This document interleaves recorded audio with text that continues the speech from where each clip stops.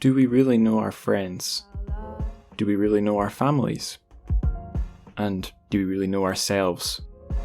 Are we rational agents who are able to make autonomous, logical decisions? Or are we animals chained to our own strange, secret natures? And here's a much more pressing question. Can I survive interviewing two guests at once? Well, you'll find out soon enough, dear listener, because coming up on the show, we have two guests. We have Yong'an and Jeremy Tiang. They're going to be coming on to talk about the book they, respectively wrote and translated, Strange Beasts of China. So, needless to say, I was very thrilled to have these two on, and the conversation was, it was hard for me to keep up because they're both so sharp and have so many interesting things to say about Strange Beasts, as you might expect. But before the interview, we're going to do the TrChFic news, the translated Chinese fiction news. Of course, I'm excited about that too, so let's get to it.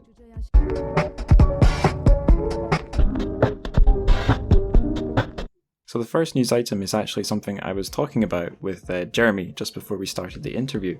It's a book that he translated that will be coming out through Columbia University Press in September this year, 2021. It's a novel called Far Away by Lo Yichin. It's from Taiwan. It's Taiwanese literature, something which I really need to do more of on the show. I had a shower thought about doing a Taiwan season at some point, I guess this coming year. I think that could be fun. But yeah, in any case, I'll just read the first paragraph of the blurb for this book, because I do think it sounds interesting. And I guess some of the books that come out through academic presses like Columbia University Press sometimes don't end up with as much visibility as books that are coming out through Penguin and the like. So I think it would be good to give this one a little bit of a bump. So here's the first half of the blurb. In Taiwanese writer Lo Yichin's Far Away, a fictionalized version of the author finds himself stranded in mainland China, attempting to bring his comatose father home. Lo's father had fled decades ago, abandoning his first family to start a new life in Taiwan. After travel between the two countries becomes politically possible, he returns to visit the son he left behind, only to suffer a stroke. The middle-aged protagonist ventures to China, where he embarks on a protracted struggle with the Byzantine hospital regulations while dealing with relatives he barely knows. Meanwhile, back in Taiwan, his wife is about to give birth to their second child. Isolated in a foreign country, Lo mulls over his life, dwelling on his difficult relationship with his father and how becoming a father himself has changed him. Jeremy told me this book was a tricky one to translate because it's so complex and strange at times, but I think he said it was a beautiful piece of literature. So this is one to keep your eye on. So it won't be out for more than half a year, but I shall be keeping my eye on it for sure. So that's our first piece of news. Here's our second piece of news.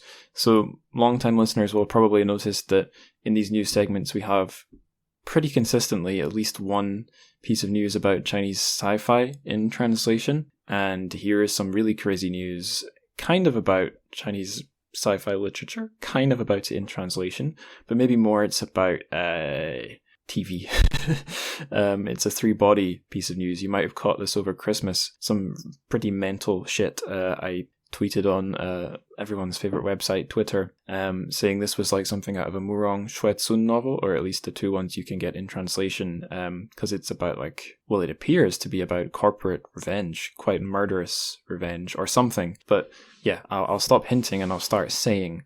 A man called Lin Qi, who was a billionaire millennial and the guy who acquired and sold, or managed the,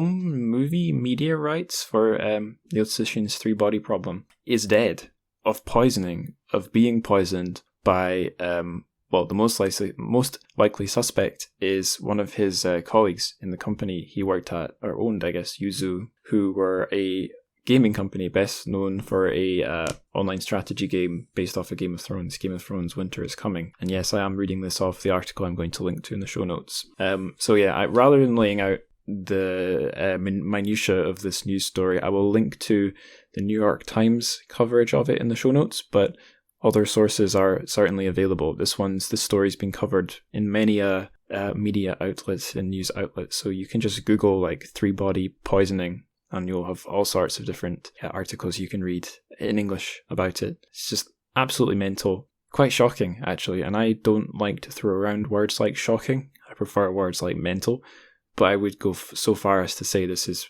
pretty nuts.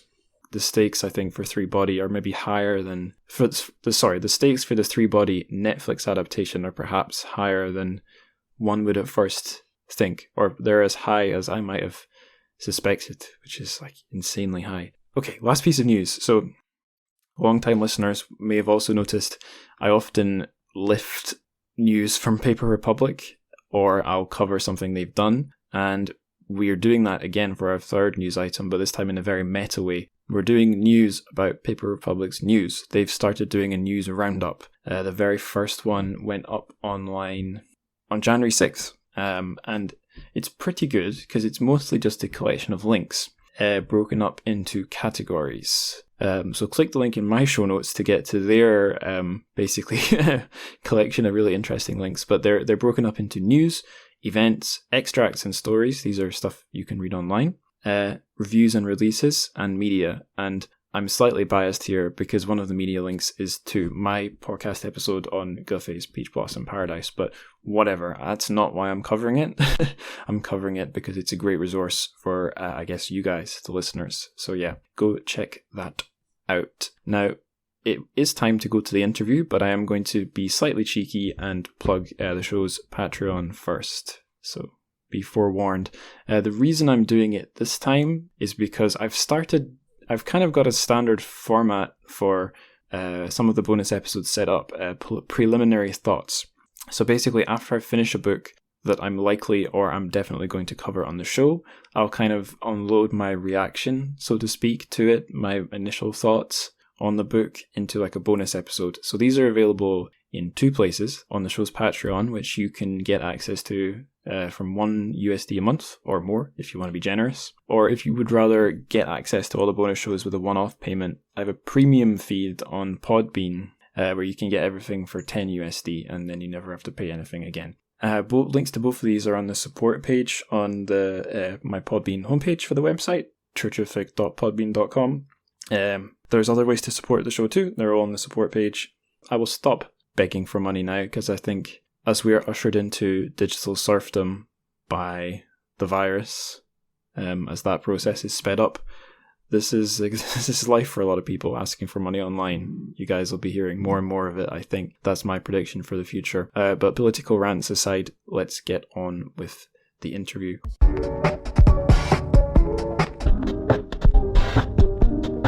So I'm on the show with Yong'an and Jeremy Tiang, the writer and translator of Strange Beasts of China. It's the first time we got two guests on the show at the same time, so I'm very excited.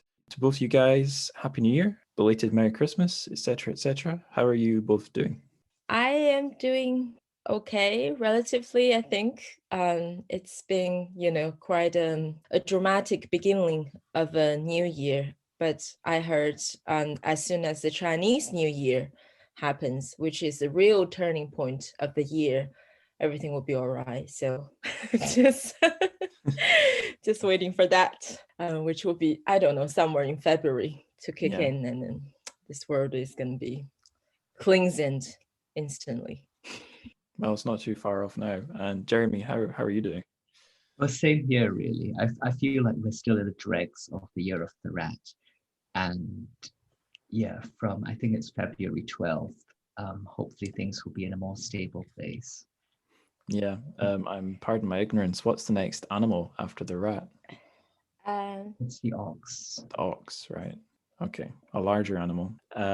Both your names have popped up on this show quite a lot, either in passing or in the news segments I do at the start. And of course, we've covered one of your books, Jan, on the show before, Chili Bean Pace Clan. So the listeners might be a wee bit familiar with who you both are, but just for like a consistency's sake and for any new listeners, can you both tell us a wee bit about yourselves and what you do? And maybe Jan, if you want to go first.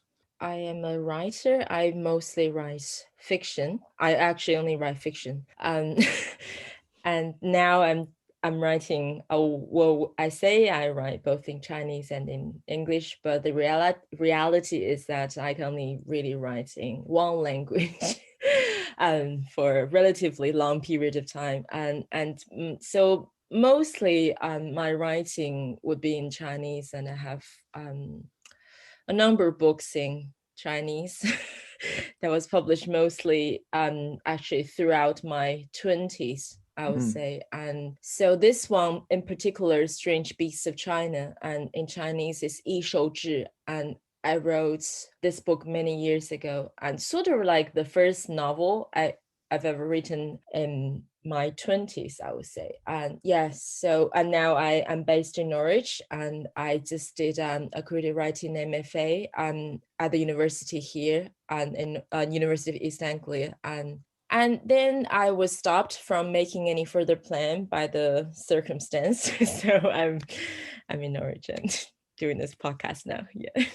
I've heard University of East Anglia, that's like the place for creative writing in academia in the UK. Is that why you went for it? Yeah, definitely. I've like when I was thinking about that, I wanted to do a MFA or MA. I wanted to do a creative writing and degree, and yeah, that was most people recommended this one to me, and we came to Norwich, like my family, and before I officially decided I wanted to take the offer, and I really fell in love with the city. With I think it's a really nice place, especially for people who are who has like a small child, and I think it's really family friendly. So yeah, I think it's both the university and also the city seems to be the right place for us to be. Like say almost 3 years ago, when my son was only a few months old, that definitely seems like the right place. It's very kind of, it's a tranquil and kind of a relaxed place, and now seems even more so, and it's kind of like really tucked in. So so yeah. That's relatable. Me and my girlfriend just moved from basically a little cabin hut thing in the countryside to the suburbs I grew up in, and yet everywhere they were fairly peaceful places before, but now that everyone's indoors all the time, they're really peaceful. So one small upside. So Jeremy, what about a little bit about yourself and what you do? So I'm a novelist, playwright, and translator from Chinese. Originally from Singapore, and I've been based in New York for the last 8 years. Cool. And it occurred to me, you have translated one of the things we've covered on the show. It was a play, not a novel. It was Jen An's Ocean Hot Pot, and that was when I was lucky enough to attend in Edinburgh. So that's both of you guys have in a sense been on the show before, but now you're really both on the show. So great to have you both.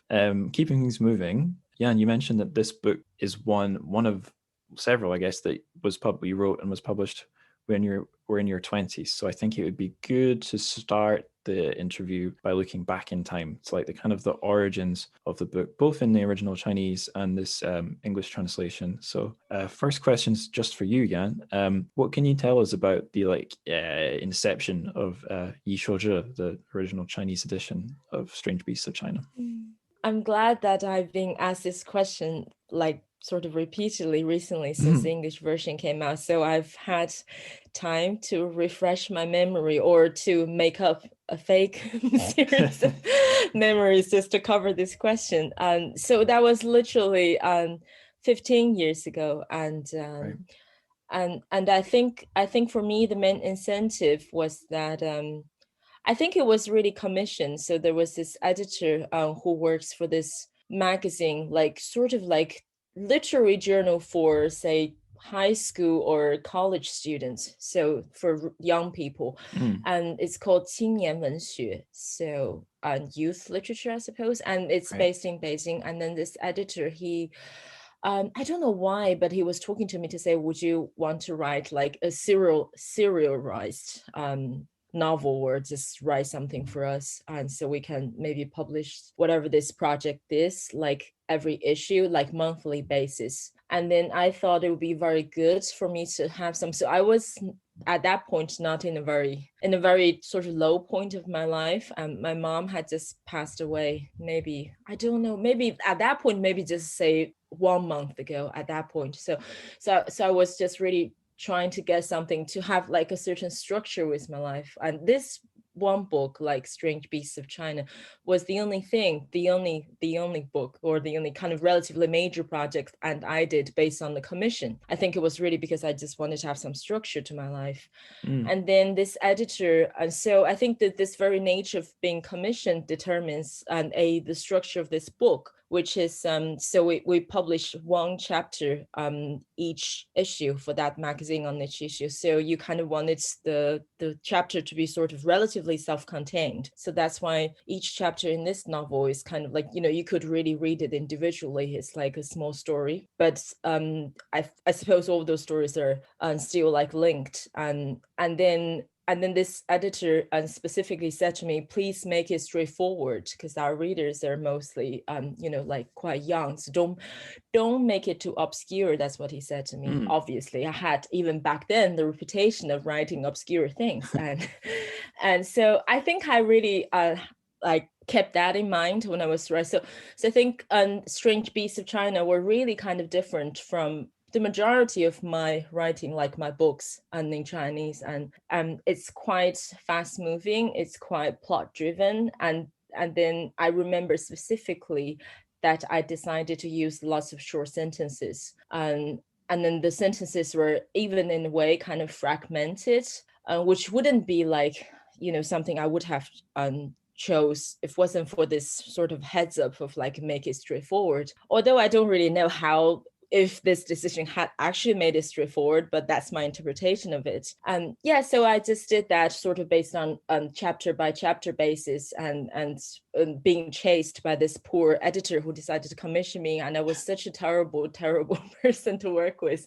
And I was 21 years old. So I was quite, you know, I was, I don't think I was personally getting drunk, but when I was writing this, I lived in student rental house and like this apartment just off campus. And we have 3 bedrooms. So I was in one of those bedrooms, and then the other 2 bedrooms had like a couple, 2 couples. One of them, both are poets, like they were sort of postgraduate students in like Chinese literature department.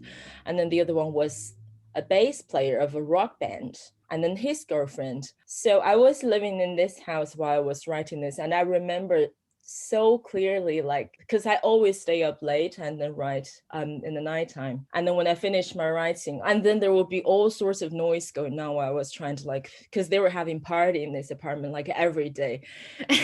And I'd finish the story, and then I'd go out, and it'd be like bodies, you know, just lying on the floor of the sitting room, like getting absolutely hammered. All those people having partied all night.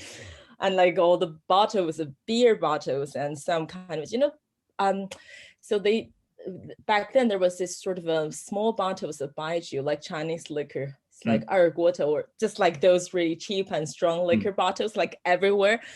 And the bathroom would be absolutely disgusting. Oh no. So it's kind of a, I mean, that, I think it's a backdrop of this story. Actually, if you do read this book, you get a lot of that, a lot of like aggressive drinking, a lot of like being sick and throwing up in the bathroom. And it was really like the surrounding when I was writing it. But I think, you know, think about it like now, and I think psychologically, all of those noises, those backdrop noises really have permeated and have really become part of this writing experience, and then they have been integrated. And also I think the reason I decided to live in that apartment, it was really a reflection, I think, of where I was psychologically. Like, I think that kind of chaos, that kind of getting out of control, that sense, was really how I felt about my life. So I positioned myself in that place and where I wrote this book. So it's all like a reflection of everything that's going on, and in the background also part of it. Yeah. Sorry, I spoke too much. It's always, you have to like have like a bell to say, yeah, this is too much, now stop, and I'll stop. Well, one of the things I hate most about myself when I do these things is I've never been good at cutting in on other people in a, what's the word, like a socially apt way. I tend to just go and sometimes I don't even cut through, and sometimes it's easy to edit out. Sometimes I just sound like a goon. But no, that was a great answer. So it doesn't matter that it was sorry. wrong. I just trying to find a timer. Actually, let me find a timer for myself. Oh no, don't put that much pressure on yourself. It's interesting that you were 21 because I knew you were in your 20s. I didn't realize it was like barely in your 20s, but that I did notice is that there is a lot of alcohol drinking in the book. Because the cover is this very sort of elegant, at least in the English edition, it's a very like elegant feather dropping to the ground. I wouldn't have guessed that so much of the book, the main character would be in a sort of like a dive bar knocking back beers, but I'm not complaining. Let's go on to the next question. It's a question for you both. What can you tell the listeners about how the English edition, Strange Beasts of China, published by Tilted Axis, came about? So I'm throwing this one to both of you. Whoever wants to take it first can go for it. I was trying to remember how we met actually, Yen. I'm not sure I do, which is very in keeping with the ethos of the book. I remember meeting for coffee in New York after you'd been on that mad multi-city tour of Chinese writers. And we sort of ran around the city, and you were with Hu Qingfang, and I named a coffee shop and then got there and found that the coffee shop had shut down, which is a very New York experience. So we met at a theater cafe instead. And after that, you sent me the book. But I feel like we had met way before that. And I don't remember how. Do you? Yeah, I do. And I was just about to say when you ask, we met at the British Museum. Do you remember with Helen Wang and Francis from Leeds and Nikki Harman? And I was with Nikki because I was yeah, so she was, I don't know who arranged that meeting, but Nikki was saying we're gonna go meet those people, and you were there. And I remember that time when we met and you talked about how much you wanted to move back to England. I think you had just moved to the States, because when you were introducing yourself, you said I've been based in New York for the last 8 years. And I thought, is that how long has it been now? Like since, because I still remember the first time you talk about, yeah, because you were in the UK for like 10 years, is it? Or more than that? That's right. Yeah. It's quite a star lineup of people all gathered in the museum, at least in terms of translated Chinese fiction. Because Helen Wang, she works there. Do you know that, right? Yeah, in the coins section, I think. Yeah. So that's yeah, and I personally just couldn't believe. I still couldn't quite believe that Jeremy decided to translate this book. Yeah, I said at different occasions, but it really is like a blessing. It's such a it's something that I couldn't quite believe still, and I thought I'm really blessed to have Jeremy translate and to pick up and then to translate this book. I feel incredibly blessed that I got to translate this book and to live inside it for so long, because it really is a bit like an out-of-body experience. Jens writing it kind of literally takes you outside of your own mind. And I think because you wrote it in such an episodic way, we sort of did the first chapter as a standalone story to see what would happen. And it was published by Two Lions Journal. Right. And then I guess much like the experience with the editor and the serialization, it's like, well, let's keep going and see what happens. And then at some stage, Deborah Smith got involved and Tilted Axis picked up the book. And Deborah Smith, she's the boss of Tilted Axis, right? And she's a translator of Korean into English. Am I right? Yes, Deborah Smith is the Booker Prize winning Korean translator of many books by Han Kang and Bae Swa. And she used her Booker Prize winnings to set up Tilted Axis Press, which publishes books predominantly but not exclusively by women from Asia. Right. Yeah, I got my girlfriend onto reading The Vegetarian just recently, so I guess Deborah Smith's fresh in my mind for that reason. That's one of the best translated books I've read. But yeah, I guess we can move on from the origins of the book. One thing I forgot to put in the list of questions to you guys is like kind of what the book's about. So I'll just read the blurb from the back, and I think that should clue in anyone who doesn't know what we're talking about. So the hook line is all we have are stories, and here's the blurb. In the city of Yong'an, an amateur cryptozoologist is commissioned to uncover the secrets of its fabled beasts. These creatures live alongside humans in near inconspicuousness, some with ancient forebears, others engineered as artificial breeds. Guided and often misguided by her elusive university professor and his scrappy student sidekick Zhongliang, our narrator finds herself on a mission to track down each species. Part detective story, part metaphysical inquiry, Strange Beasts of China addresses existential questions of identity, being, love, and morality with whimsy and grace. So I did a bonus episode for my Patreon feed where I sort of did my preliminary thoughts on the book, and I tend to be a bit lazy when I record those, so I use the blurb and other things as a jump-off point to have something to talk about. And sometimes if a book's blurb doesn't really describe it, I grumble about it. But I think there's not much that this blurb doesn't hit on as like a summary of what you're in for if you're picking up the book, apart from maybe all the drinking sessions. Is there anything else we should mention, or do you think that's a good intro to the book? That sounds good to me, actually, and I'm very impressed you read out that word, because I'd always say that's a zoologist, and then I saw that word, the word, I don't know how to say it actually. Cryptozoologist. Cryptozoologist, and then I looked it up. I was like, oh, that's what it is, and it's one of those experiences, it's like if you're looking at the world through a language, and this language is a lens, and sometimes a tiny corner of that lens is just frogged, and then you have to sort of wipe it clean, and the moment you wipe it clean, and now you can see that very specific like dot in the world which was previously covered by the non-existence of this word, and now you have this word, you see that. And I thought that was it's an interesting word. It's very long, but to me anyway, it rolls off the tongue quite easily, unlike maybe, I don't know, inconspicuousness. I was worried I was going to mispronounce that one.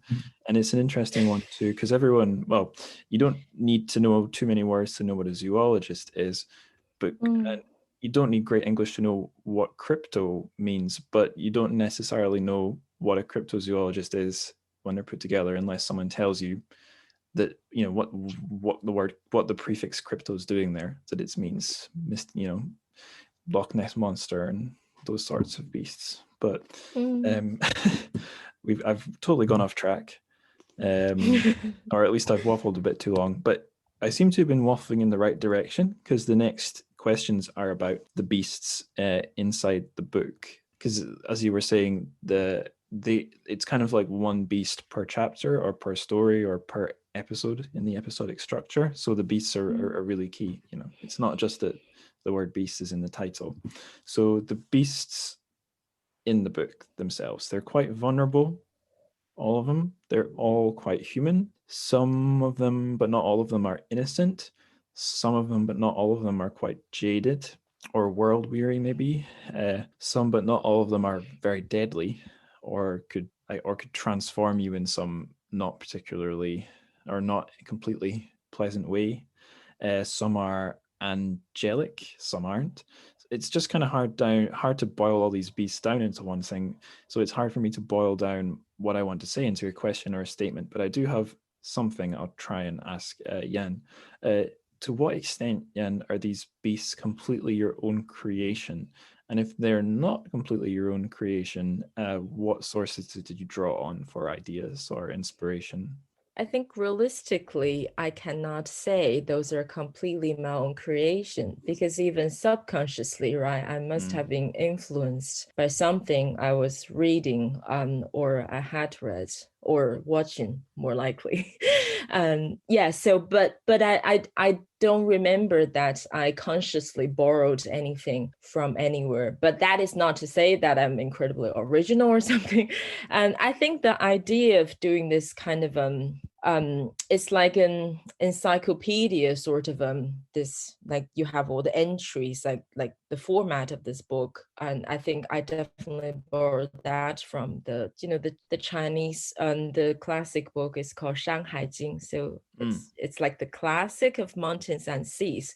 So it's kind of those the format is, I think, is borrowed from books like that. And then in terms of the creation of the beasts, I think the most difficult part for me is to come up with the names of the beasts. So I think the first chapter, the first story, was the easiest one, was like 悲伤兽, so it's sorrowful beasts, and it really came to me quite naturally, like this name. And then I wrote the story based on that, and I think I sort of developed, so obvious, like, I don't know if this is a spoiler, but like for sorrowful beasts, so the sort of the punchline for them is that they don't smile. Once they smile, they couldn't stop, and then they would die. And so it's kind of, it came directly like this sort of a essential trait came from their name. And then similarly, I think after finishing Sorrowful Beasts, so when I was like set on to the mission of writing chapter 2, the second beast, it took me so long to find the name of this beast. So what I was trying to get was something like 悲伤, like this kind of name, the naming of them, like the name doesn't feel specifically classic or modern, if you know what I mean. It's like, because in Chinese, like in the Chinese version of this book, is there's a little bit of a mixture. So the beginning and the end of each chapter is sort of written in sort of quasi classic Chinese, and then the middle part was modern Chinese. So I think I wanted the name to kind of to be a bit timely, in the sense it could be from classic Chinese, but also they were not very strange, because you don't want to use like a character that is really obscure, that you have to really look it up, like even as a Chinese reader. So you want something like 悲伤, like, you know, the characters, the phrase was like commonplace enough, but also it has like this sense of ancientness in it. So I was like looking for things like that could be both interpreted like an old name or a new name, so you don't really know if it's old or new. And so that was the biggest challenge, I think, for me to create, so to speak, on those beasts, is to find the right names for them, and that carries this sort of timeless quality, would you say. And so and then I think I came up with the second one, which is the opposite of sorrowful. 悲伤 is 喜乐, is joyless. And then I went on from there. And then, yeah, so I think each time there was the most challenging part was to think of the name. And once I came up with the name, and then the rest of like the traits of the beasts, and, you know, their likes and dislikes, and or their like hidden secrets, and those things seem to be well, like now looking back, it seems like everything just came out very naturally. I mean, the story, but I'm sure I was massively struggling at that point, like 15 years ago when I did it. But I think the sort of the decisive moment for each beast to establish as a creature, as a kind of creature, was a moment when their names were found, so to speak. Yeah. You've reminded me of something that stuck in my brain around Christmas time. I was getting a lift from my stepdad in the car, and normally him and my mom, they listen to like BBC Radio 2, which is it's a radio station for people maybe about their age and a bit younger, and it uses like it's not too high-minded. You won't hear of many strange vocabulary words on there. But this day, I think he was listening to the classic radio station. I guess he's looking for more chilled out music or peaceful, beautiful music in these times. But the radio host was quite happy being a bit more intellectual, and he just threw out this phrase, nominative determinism. And I was like, whoa, that's a word for my undergraduate. What's that? But it's a thing's nature is determined by its name. So yeah, I guess I just got a flashback to sitting in the car listening to whatever radio station that was, because again, we've got some nominative determinism for these beasts. I thought it would be good to talk a little bit about the Shanhai Jing, because we talked a little bit about that, the three of us, by email, kind of in the run up to the show. And it's been a weird thing for me because in like 3 or 4 things at once that I've been reading or have been involved with, the Shanhai Jing's come up. I'm reading Beijing Coma right now.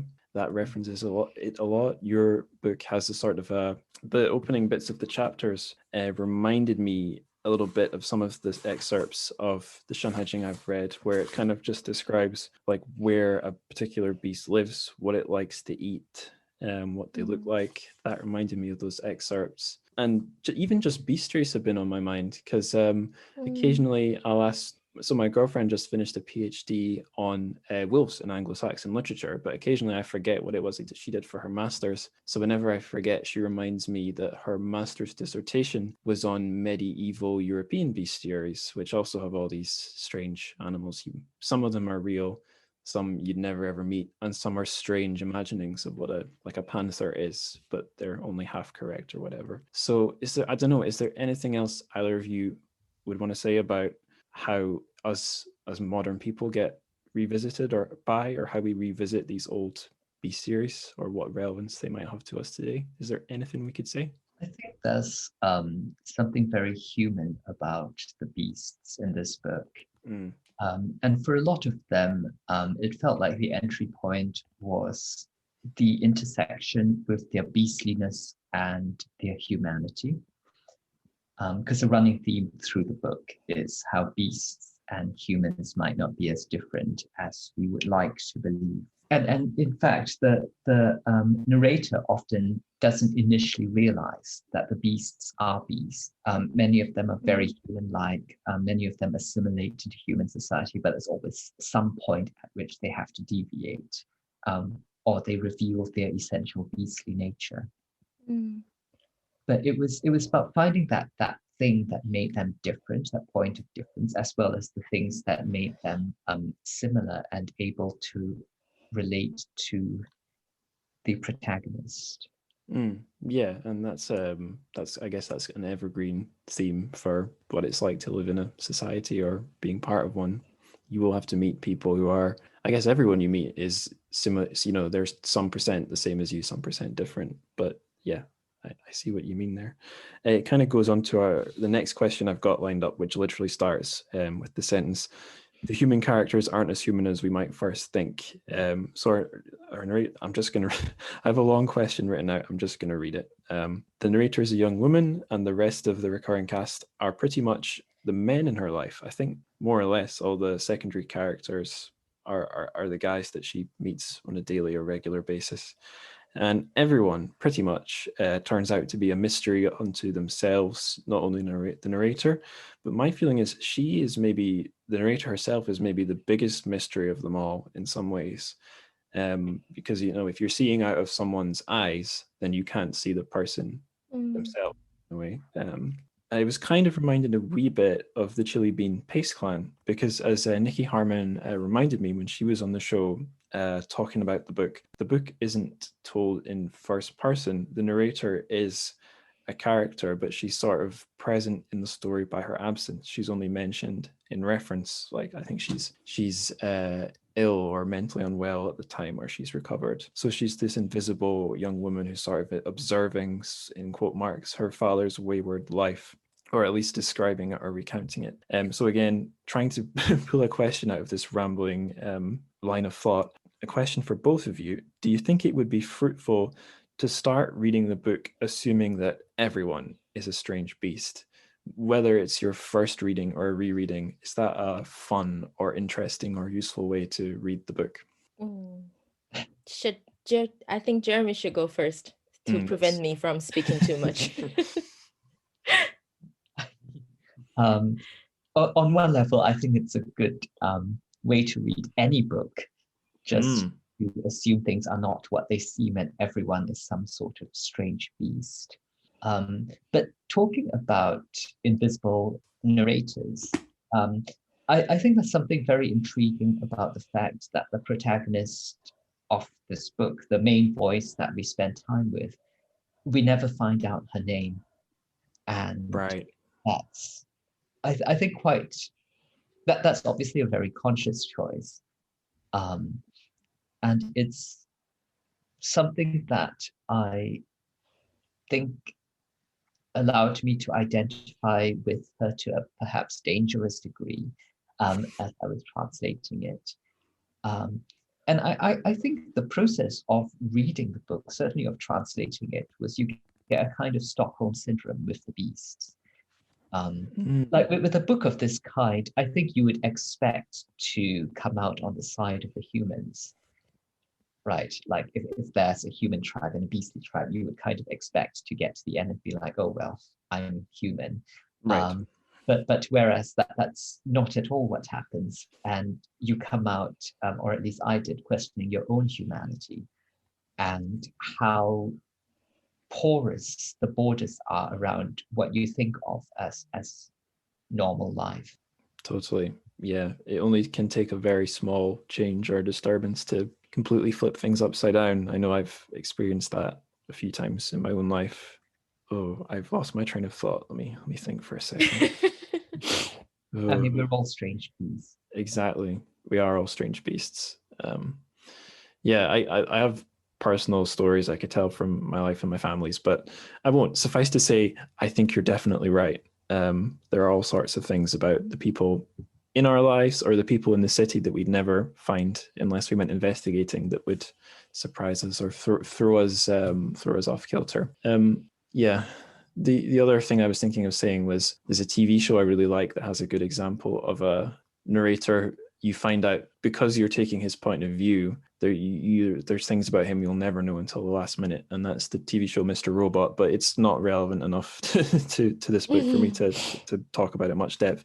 I will say when I was reading the book early on, when we were still kind of getting to know everyone, especially the narrator, I found myself second guessing. I'm like, wait a minute, have I wrongly assumed that the narrator is specified as a woman? Is her gender unspecified? I don't remember. Then I looked at the blurb, and it does say she. It uses the female pronouns for her. And then, sure enough, like a few pages later in the book, it's clarified that she's a woman. But it made me realize, yeah, wait a minute. There's a little bit of kind of clever literary sleight of hand here. We're not being told too much about the narrator, but our attention, or at least my attention, wasn't drawn to that fact. I was so focused on the beasts and all the people, interesting people she's dealing with. I obviously, until X number of pages into the book, I wasn't trying to figure out who she was. But that's often, in a lot of books, that's the most interesting question. Who's telling the story? Let's keep things moving. The next question, the setting. Yeah, I almost brought up setting when we were touching on the Shanghai Jing, because at least and to my understanding, as well as describing beasts, the Shanghai Jing sort of describes or is mapping out the places where you can find them and their sort of imaginary places. And that's also, I think there's a little bit of that in the book. We're finding out about the city of Yong'an, and it seems like there's a lot you could say about it. My feeling was that there's a lot of contradictory things about Yong'an, or ambiguous things, or resonant things. Sometimes I felt for sure it was a stand-in for a real Chinese city. I think maybe because I'd listened to you guys and Yan talk about the book before in other online events. I think you said you were living in Chongqing at the time, so I was wondering, oh, is everything just a metaphor for different parts of Chongqing? And other times I thought, no, that seems wrong. This is like a magical city. It's transnational, or it's not even on our version of Earth. So simple question for both of you. What do you make of Yong'an? The city, yeah, the city I was sort of basing the Yong'an, the fictional city Yong'an, in this book was based on the city I lived in back then. It was Chengdu. Oh, Chengdu, But you're sorry. not too wrong to say that's Chongqing, because those two cities are very they're kind of like twin cities, and they're like aesthetically they're so different, because Chengdu Right. was built on this plain and Chongqing is like this very hilly, it's kind of built on like multiple mountains, and it's quite beautiful actually in that sense, because it's like San Francisco, it has different layers, but Right. yeah, this is a deviation. But I was thinking about, and even like for the previous question, we're talking about like the narrator, and then this one you're talking about like the city. I think what I am probably mostly, this is me analyzing myself as a writer and also maybe a person, is that I think I'm quite into ambiguity. And in a sense, when I have a narrator, I'm always invested in this idea of an unreliable narrator. And or when I have a narrator, I always sort of toy with this idea of this, you have narrator, you have protagonist, but then when the story began, like when the novel began in this sense, and your narrator was only an observer, so she was like a passive observer, and she was narrating the story, but then gradually she became more and more active, and then she became the protagonist. It becomes not being told from her point of view, not only, but also it's about her. So then you have this really blurred line of, what she sees and how she's seen by other people, or how the story eventually became sort of wrapped around her. And I think similarly for the city, and that I was really going for this sort of this sense of this dual sense of realism versus magical realism, is that I do not want to create a place or a setting where people would just immediately say, oh, this is like pure fantasy or science fiction, or oh, this is pure like realism. I don't know if I had successfully done it in the case of Strange Beasts of China, and also even now, like whatever I'm writing, you never know if you've actually achieved your goal in your head. But I just really wanted to have this blurred line, and including, like when Jeremy was saying, so that in that sense, I do wanted to create something that you could see this is in China, or is this in purely like an imaginary country, because nothing was specified. But at the same time, I think you probably could like put a lot of like descriptions and things. You could drag them down to the ground to say, oh, this is A, that's B, but at the same time they're kind of quite slippery. And the same I think goes with the identity of this writer. So Jeremy was saying like this I was never named. I think for me, or for the me who wrote this book, was that I was trying to play this game where people could almost think I is Yan Ge, like, because I think the format of the Chinese book was that you open it, you have this book, and you have this I is like a writer, and then towards the end, the last bit of it, I think you get to have like the afterword. And I think for the afterword, for a while, I was playing with this idea. When you begin to read the afterword as a reader, you think that afterword was from the actual writer, as in Yan Ge. But then maybe halfway through, you realize, oh, this afterward was also from this woman, like this narrator, this fictional writer in this book. So I think I do try to create this sense of ambiguity, even with the writer's identity. I just wanted to, it's almost like, is this book written by this woman in this book? This is kind of sorry, I'm just being, and it's like I do not want people to be 100% sure if this book was written by me, Yan Ge, and having created this fictional writer who's writing this book, or maybe this book was written by this fictional character, and then I was, and whose name is Yan Ge. The real writer, me, was never existed. Oh, my head's spinning. Because sometimes I think you do have this idea where like somebody published a book, and to say this book was the book, this is like quite of an old-fashioned thing. Someone would write or publish a book to say this book was the book I discovered, but then in fact this book was written by I. Right, but then yeah. you say this is a discovered book written. So it's kind of like that. So I think I was playing with this sense of ambiguity, this like uncertainty. You don't know what is like reality, what is like imaginary world, and both in the sense of the identity of the narrator, the identity of the writer, and then the sort of whether being real or not of the city. So yeah, sorry. Okay, I'm gonna stop. That's okay. Great answer. And yeah, I think it was the thing I was thinking about, because before I read the book, I attended some of the other online events you did, where you talked about how the episodic structure came from the fact the Chinese edition was serialized. So I was clued into that I was clued into how the narrator's submissions to her boss were a little bit like your submissions to your editor and so on. But I think even if I hadn't known that, the meta-textual stuff that you were talking about would have become more obvious to me as I got through it. And I think a lot of readers, like in films and movies, I think people really like meta stuff. It's usually, if it's done well, it's pretty enjoyable, and I enjoyed it in this book. And yeah, you're right. I'd forgotten just how suppressed I was when I did my English degree way back when I was like 18, 19, 20, 21. How like some of the first literature you could get in English, the author felt that you needed some framing device to justify why you were reading some person's words. Like how the novel Dracula is a load of letters and documents and stuff.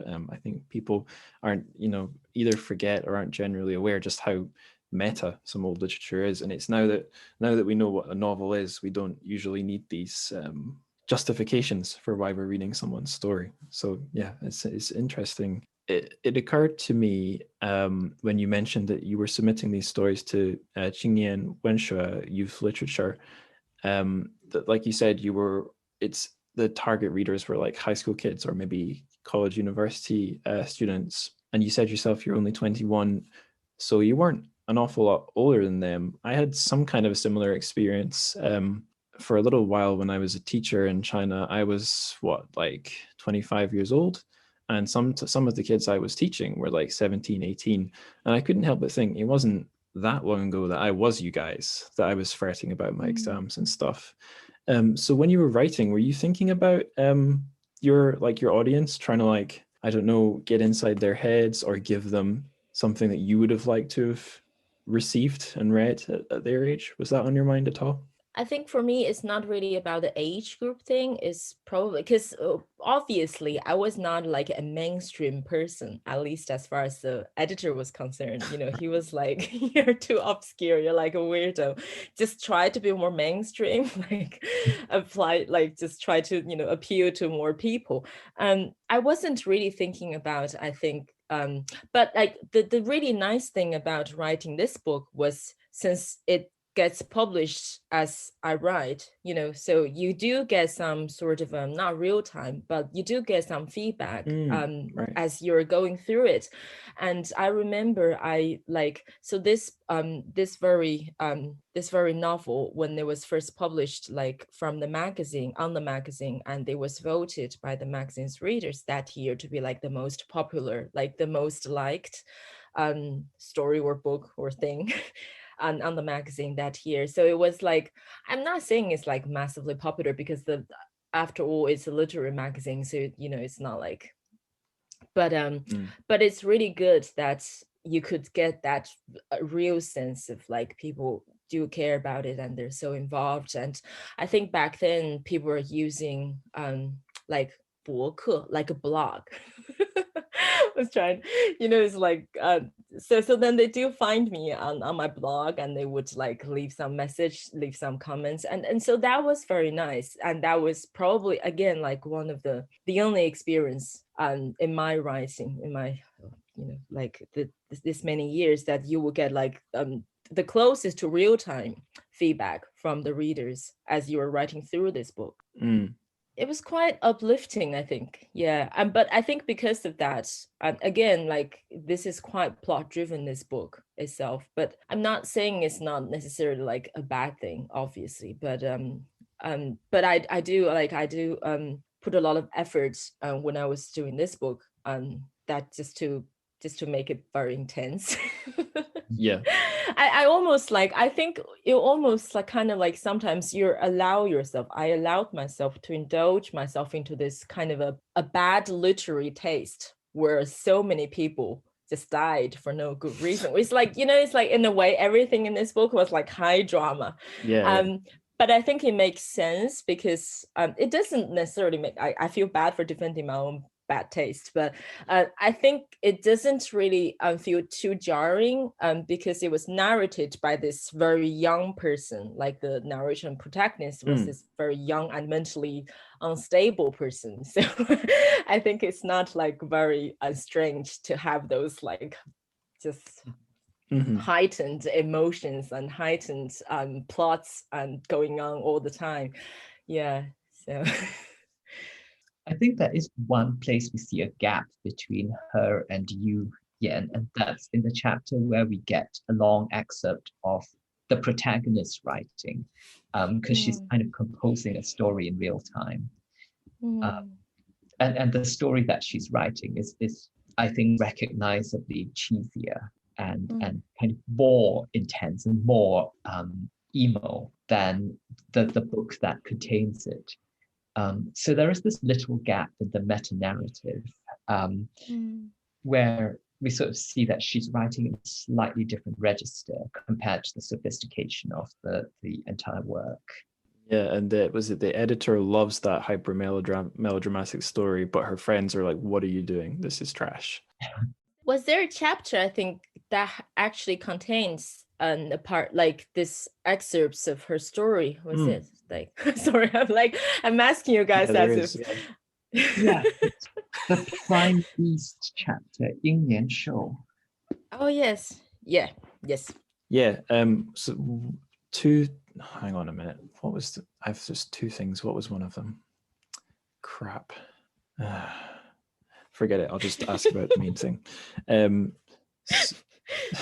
So you were talking about how you felt that it was appropriate for the book to have this kind of slightly melodramatic feeling because the main character and so many of the others are in a sort of a emotionally volatile, fragile place in their lives, their state of mind, and maybe at that age it was appropriate for the place you were at in your life, age 21. And I definitely got that reading it. And a thing that I think I've used this term in one or two places in the last episodes. It's just like, when you think of a very particular framework or way of looking at things and you get hung up in it for a while. And the thing I've kind of been hung up on for a while is thinking about both stories and people's in terms of like nerve endings, whether the nerve endings are very dulled or like hypersensitive, and do they reduce the signal they pick up or do they multiply it? So how muted is a story or how like explosive is it? And I was thinking, yeah, this if a normal, we're getting really stupid here, but if a normal nerve ending sensitivity is 1 and anything below is dulled, anything above is hypersensitive, then this book's got to be like 2 or 3. It's and there was another slightly more gross biological thing I thought of. I don't know why. Maybe it's because so many of the beasts shed their skins. But you know how human beings, we have something like 11 layers of skin, and you're always shedding your skin or whatever. I don't know this. Oh, well, it might not be 11, but it's some number like that. Oh, no. Check your medical textbooks to verify what I'm saying. But if some of your first layer comes off, the layer beneath is actually really smooth and nice, but you're not in any physical danger because you're only because your skin's not been punctured. It's just the very outer layer that.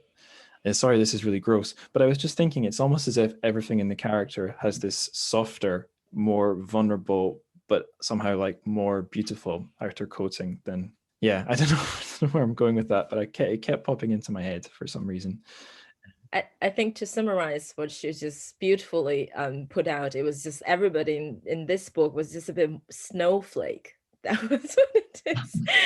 Because I think that's something. Well, I do think that's something you typically get when you're at a very young age. You really kind of react to this world. Really, your reaction was so strong because it was unfiltered, and you're just like in a very vulnerable space, and you're just you're so easy to fall into love. You're so easy to be filled with despair. Like everything was just, yeah. I think it definitely is. This book definitely is from a very young place, like not just age. Surely, I think lots of traits of this book, lots of qualities were written by a very young person and showing like the characters were mostly like very young. I think I was reading it, like I read Jeremy's translation and I was like reconfiguring all the characters, and I knew, like in my head, I realized that so some of the characters when I wrote them, I thought, oh, okay, this was the old person, but then that person probably was like in the early 30s. Yeah, and then you realize this absurd relativity, like how you see other people. Yeah. I remember when I was 5, I would see 12-year-olds and I'd be like, whoa, scary British giants. But now I see a 12-year-old and I'm like, oh, a little a little stick person.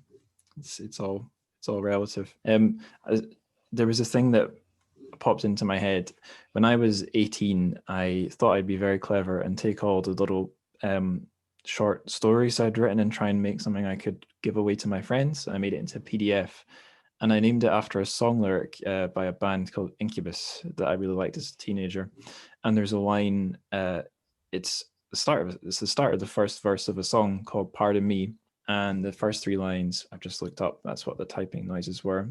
A decade ago, I never thought I would be at 23 on the verge of spontaneous combustion. Woe is me. And I kind of, I feel like some of the, I think some of, does one of the beasts actually kind of explode? Maybe not literally, but I feel like there's figuratively, there's a lot of kind of people bursting into flames or flourishing into flames. Was maybe. Definitely my book, like among all my books, this one was the one that has the most casualty. I guess I was reading it, I was like, how can all those people just die? Like, seriously?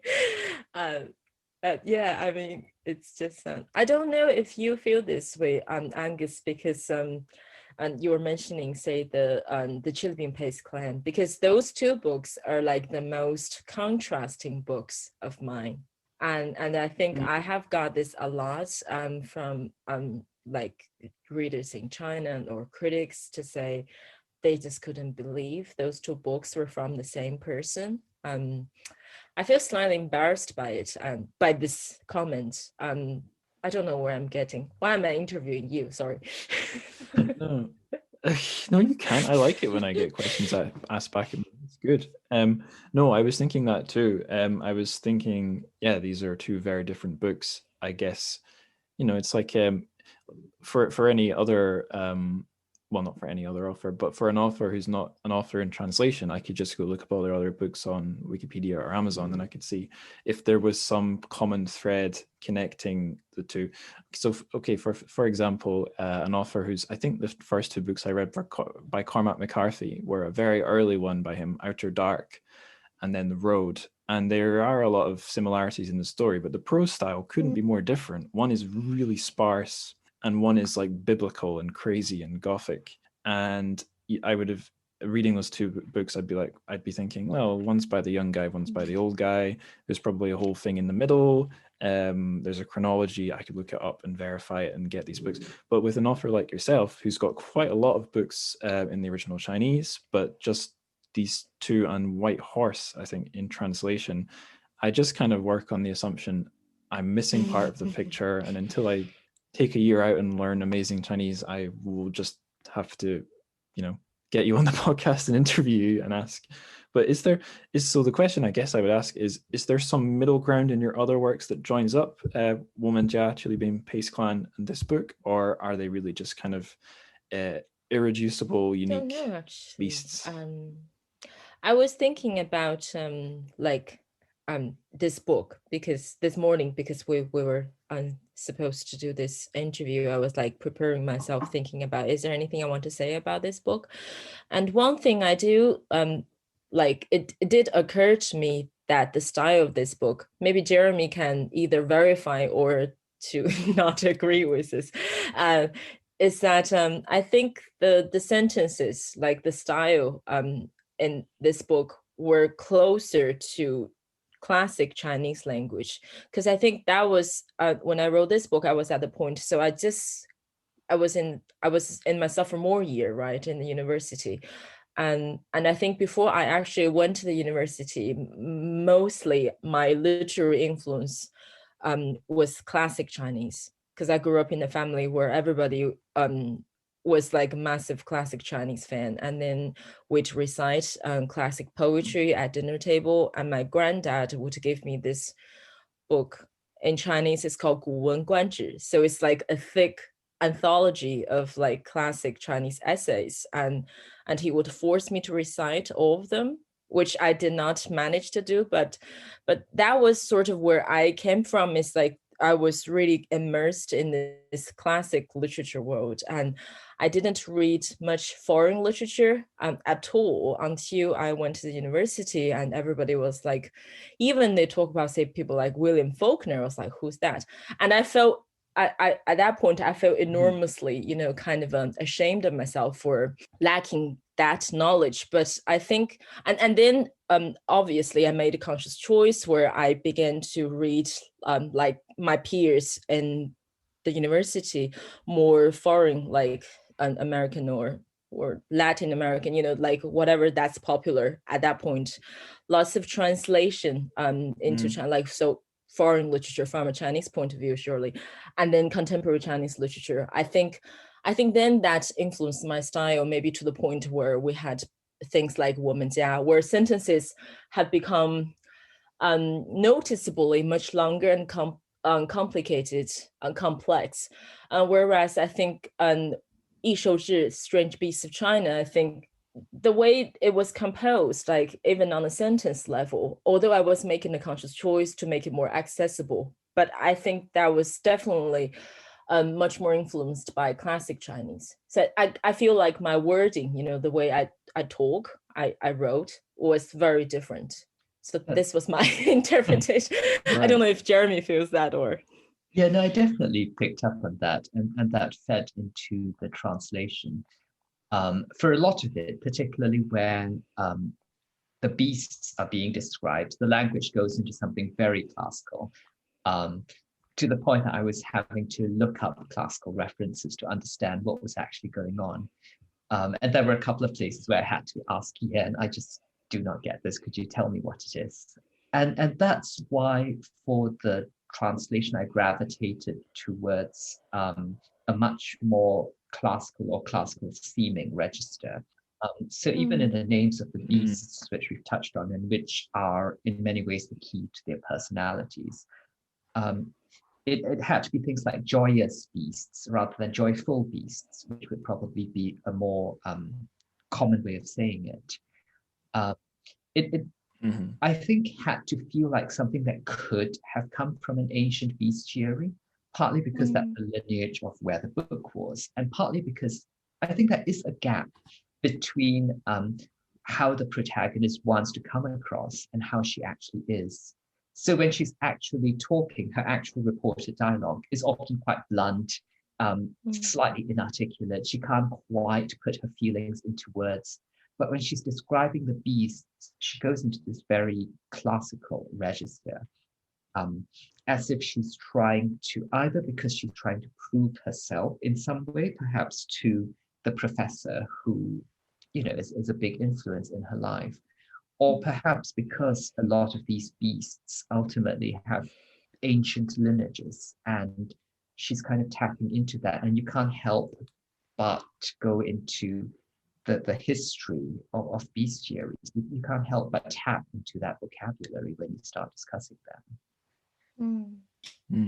Yeah, that's perfect, because I was going to throw the question and say, Jeremy, what could you say about the classical Chinese and bringing it into English? But that's exactly what you did.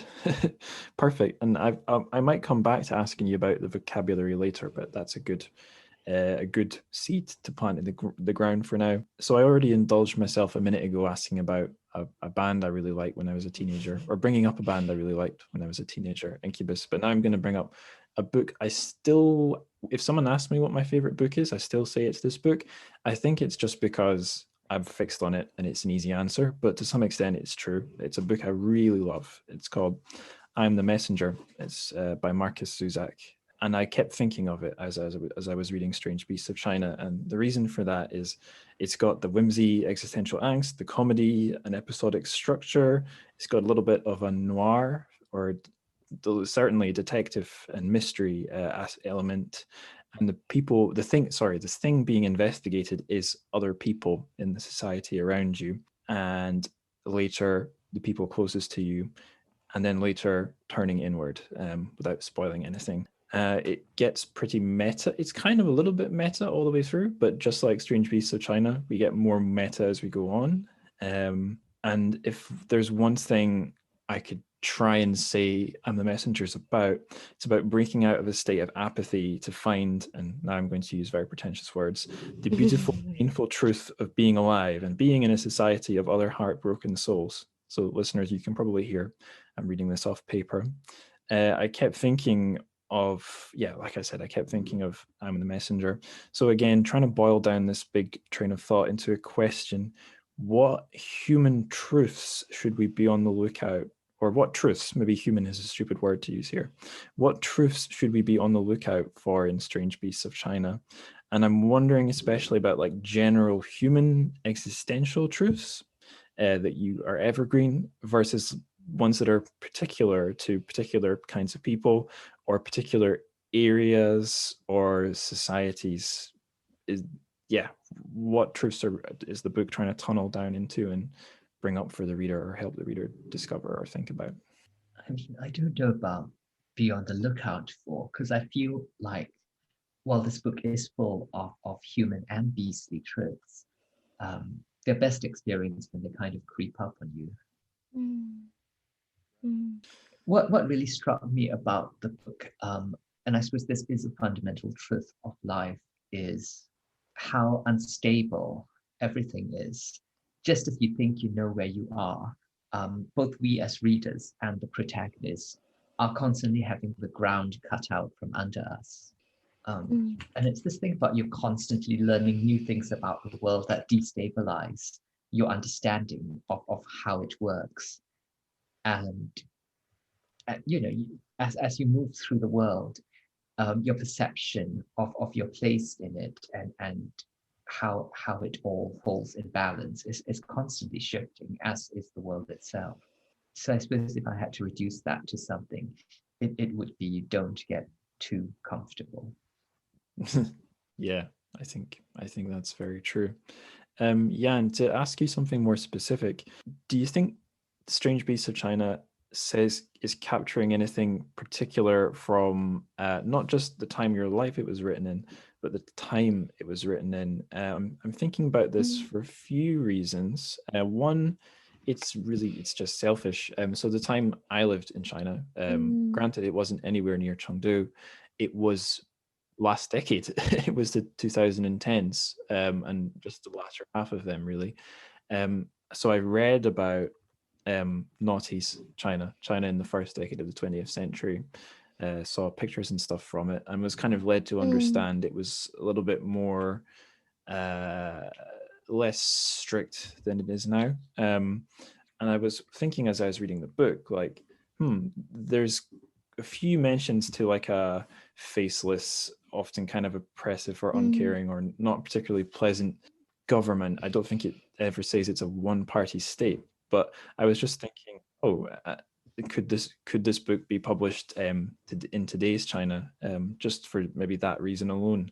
But probably the main question I'd say is how much, to what extent are we getting a snapshot of a particular time, rather as well as a particular time in a person's life? Is it there at all? Yeah, I was actually thinking about the same, like exact the same this morning when I was thinking about this book, whether or not this book could be, well, actually, like I just had a sort of a latest version, so it had like a new edition.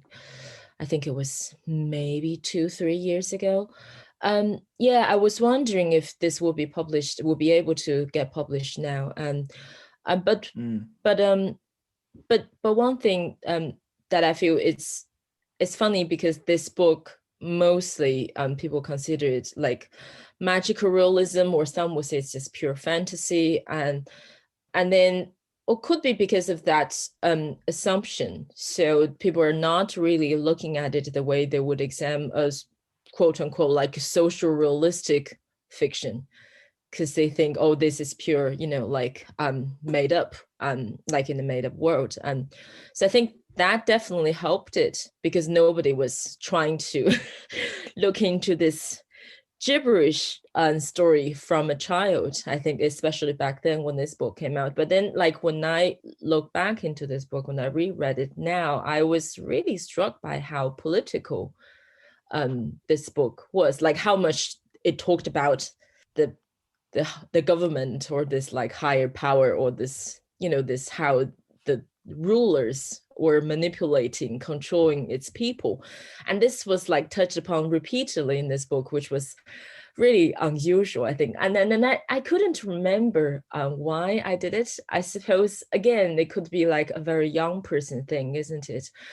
And it could just be, again, I was saying, I was living in this particular apartment with a bunch of college graduate students, mostly art students. I think those debates, it could be part of the bigger discourse I was living in the sense college students back then were very much engaged politically in terms of examining and understanding how a like a Chinese politics system works, how maybe people were deprived of the rights to make certain choices, and how we were manipulated into believing that we had choices. Or yeah, I was just thinking like, well, this is me really guessing now because I obviously couldn't remember.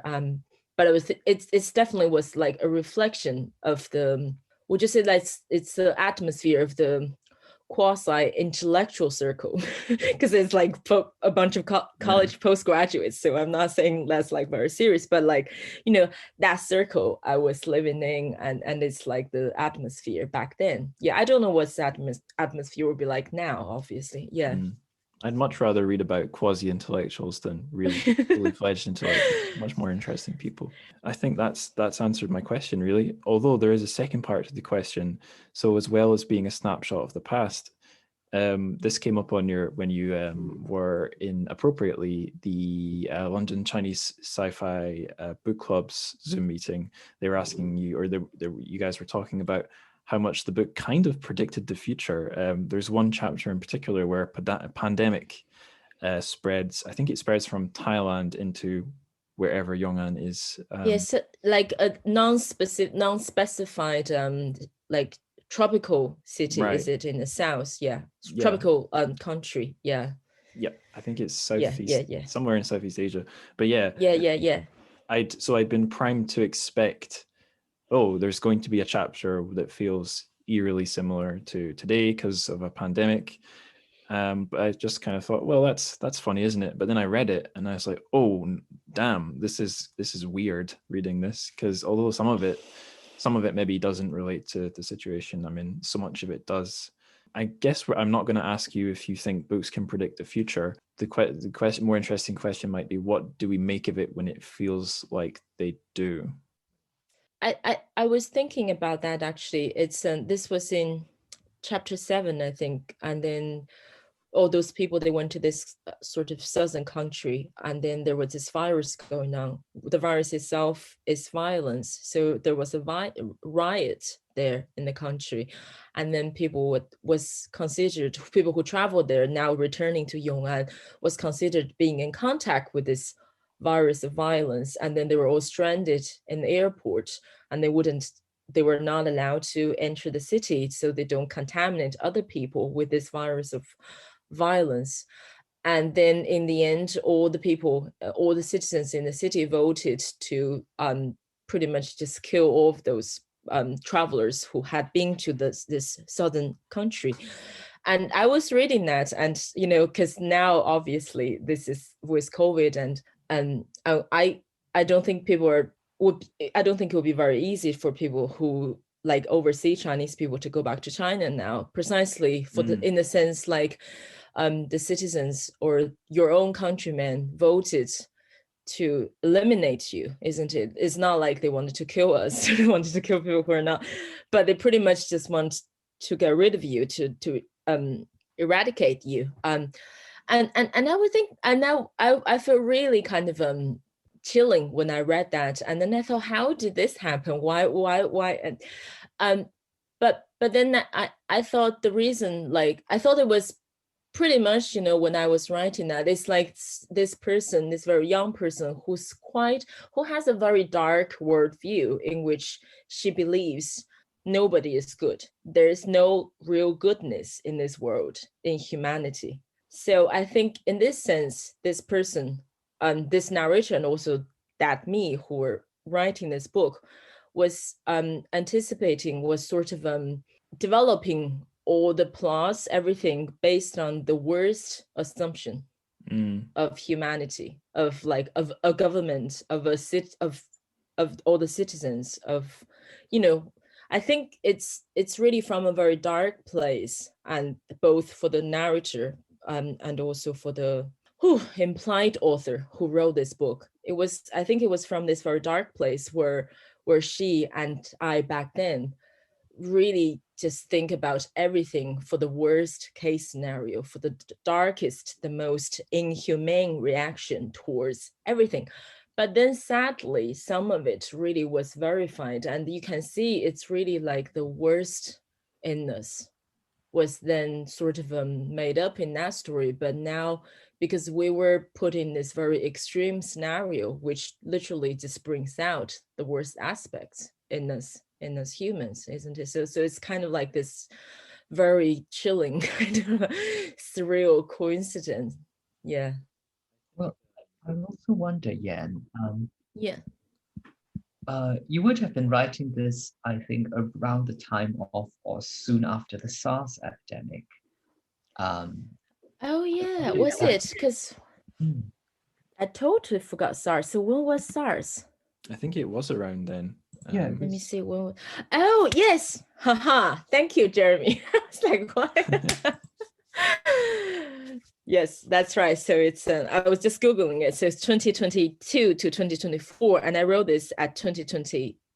Sorry, it's 2002 to 2004, and I wrote this book at 2005. So yeah, problem solved.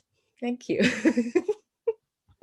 I remember, I think it was around that turn of the millennium, there was a very, very, very like diet panic like that when foot and mouth disease was spreading. I think it was only able, I don't know if it was able to hurt humans, but as a small kid, I remember having to dip my feet in disinfectant before going into shops in rural areas and stuff like that. And I know my parents were a bit shaken. I think it was maybe because they spent their lives thinking, maybe not my grandparents who'd lived through the home front of World War II, but generations after that, mine and my parents included, in a country like the UK, we just think, oh, things like that don't happen here. There aren't going to be any big ruptures or disruptions. But what you were saying about worst case scenarios resonates with me today, because I don't know, from my way of being ready for the future is going to just be assuming crazy disruptions and ruptures are going to keep happening, and I'm just going to have to what's the word, muddle through it. The idea that it can't happen here seems to be an idea past its expiration date. So I'm sure a lot of the listeners, wherever they are in the world, maybe feel the same. It's come up on the show a few times, but without getting too miserable, let's keep going. Jeremy, it's your time to shine, because I'm going to ask some questions about translating the book. Although this first question could be for both of you. So the book and its Chinese title, as far as I'm aware, don't specify China or anywhere in China as the setting, but the title of the English edition does seem to, because it's Strange Beasts of China. It's not Strange Beasts of Yong'an. Is there much we can say about the two titles, either in general or in relation to the setting? I mean, the honest answer for me is that the title in English just clicked into place. It just felt right. And often there is a protracted discussion with the publisher about what the English title should be. And it does often become quite different from the Chinese title because of different conventions in both areas, and also the perception that the title is really important in selling the book. Absolutely. But in this case, Tilted Axis accepted the title without further discussion, so we didn't get into it. I think a more literal translation of the title would have been something like a compendium of strange beasts, which would have felt too archaic to me. That there is a classical tone to the book, but I don't think we ever wanted to get into the area where it felt archaic, where it felt like not connected to the present day. Yeah. And for me, Strange Beasts kind of navigated that distance. So it felt a little out of time, but also not something completely removed from the present. Right. Jan, is there anything you want to say?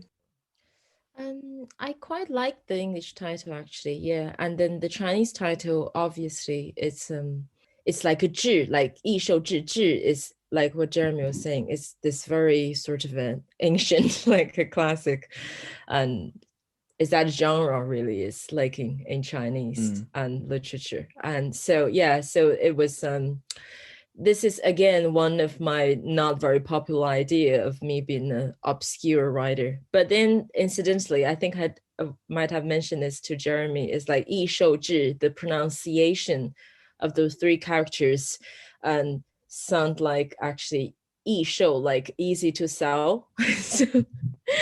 So people have asked me actually, did you name the book this way just to hope this book will sell more? Because you're literally naming it in this with the same pronunciation to, the book that sells very easily. I've flicked open to my copyright page that has the Chinese title. So not because I know this character, but it's just visual recognition of the Zhi character. Is that one in the original Chinese title of Pu Songling's collections? Zhi. Is that when you... 聊斋志异, yeah. So like 聊斋志异志, that's the same. So 志 is it's really like a genre. It's like I can't find, I'm not like erudite enough to know immediately what's the equivalent. Yeah, so I guess if there's a category for that in English, like it's maybe just like strange tales. I think that's how I've heard these like kind of stories from not just China, but the kind of Japanese ghost stories as well. I think they usually just get called strange tales or ghost stories, but strange tales is better. Yeah, because Zhi is kind of like a non-official history. It's sort of like the recording. So it's a like historical recording, but it's not written by the official historian. It's not. So it's kind of, I don't know actually. I might be totally wrong. Okay, I've just stopped. Sometimes I wish that there was I had a twin who studied like Chinese studies instead of English lit, and he could come on the podcast and help me out with this stuff. But it's just me. I did study Chinese, that. Like I did study Chinese literature as an undergraduate, and so it's by the time when I wrote this book, we were probably doing like full-on classic Chinese.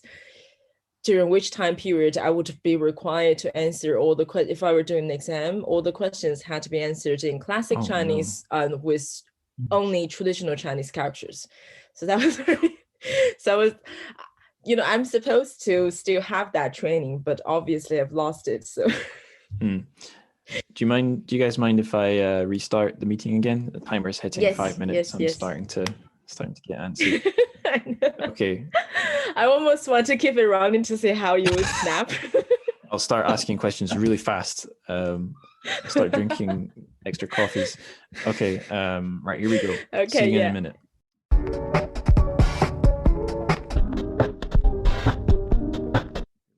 So listeners, a disclaimer here. I did a little bit of a goof on our initial interview. I had to kind of restart Zoom a couple times because it decided to impose that 40-minute timer countdown. And on our last little 40-minute session, right at the end of it, I realized I hadn't hit record. So from here on, what you're listening to is a take two. So if we sound uncannily precise in what we're saying, it's because we're kind of having a deja vu, or it's our second rehearsal. Jeremy, here is a question for you about translating the book. There's quite a lot of stuff I could have asked, but I thought this was the question I most wanted to ask. It's a little bit of a silly question, and it's just, as I was reading, I felt that as well as being like a very smooth translation, and as well as having just like on a very technical level, good word choice, flowing nicely and so on, there were some quite unusual words which kind of stood out. It's this sort of words where you might not have heard of it, or if you have heard of it, you just don't tend to see it very often. So when you hit upon it, it stands out. When I went flicking through the book, the only example I was able to stumble across was fecund, but I know there was more. So I just wanted to ask, was there anything particular that informed your choices for these more obscure words? I guess to me, they don't feel obscure. Maybe a little less common, but that was me responding to the what I felt was the exuberance and precociousness of the original. Yan's novel just felt full of color and life, and it pushed me to reach for quite often not the first word that comes to mind, but the second or third word, something a little unexpected, something with a bit more color or resonance to it, because that felt truer to the original. And I think I say not obscure because they're all words that the reader would probably know the meaning of. So it shouldn't send people to dictionaries. But they were also words that I hope give that pleasurable sense of, it's been a while since I've seen that one in a sentence. Right. I think that's the slightly uncanny territory that really seemed to fit this novel. Right. You've just expressed what I was stumbling around there. Words that sort of sit just on the right threshold of your ability to recall or recognize them. And I think you're right. It does create a sort of a pleasurable effect, because it's a book that we've already said a lot of things about. But one thing I probably can't restate enough is it's like a pleasure to read. Okay, our next set of questions are fun questions. We've had quite a serious chat so far. We've gone fairly deep. Now we're going to go back into lighter stuff. So Yen and Jeremy, you guys maybe know, well, I guess you do know because we're on our second take, that on every episode of the show we do a sort of a word of the day, a Chinese word of the day. And handily, in the case of Strange Beasts of China, the publisher Tilted Axis actually picked a word. I guess they do this for all their books. They'll find an interesting word from the original language of the text, and then they'll give its definition. So here we have the Chinese character, it's pinyin, and then the English, and that character is shou for beast. So I'll just read the definition they've given for it, which is shou was originally used to describe the act of hunting. The meaning of the word shifted over time to the object of the hunt, the prey. More than a neutral word for animal, shou denotes the absence of humanity and carries the connotations of savagery and wildness. So it's really quite a perfect choice. I'm just wondering if we can top it. Do you guys have, well, I know you do because we did this last time. What other word could we add to that one for a word of the day? Well, as we said before, the original Chinese title of the book is Yi Shou Zhi. We chose shou for the Tilted Axis publication, but today we could look at the first word of the title, yi, which means strange, unusual, separate, but also has a connotation of change or transformation. And that seems quite appropriate for, again, that word uncanny, that space that is slightly adjacent to our world, that feels like a really fertile ground for exploration, where we're slightly outside of ourselves and seeing ourselves a little bit from a different angle.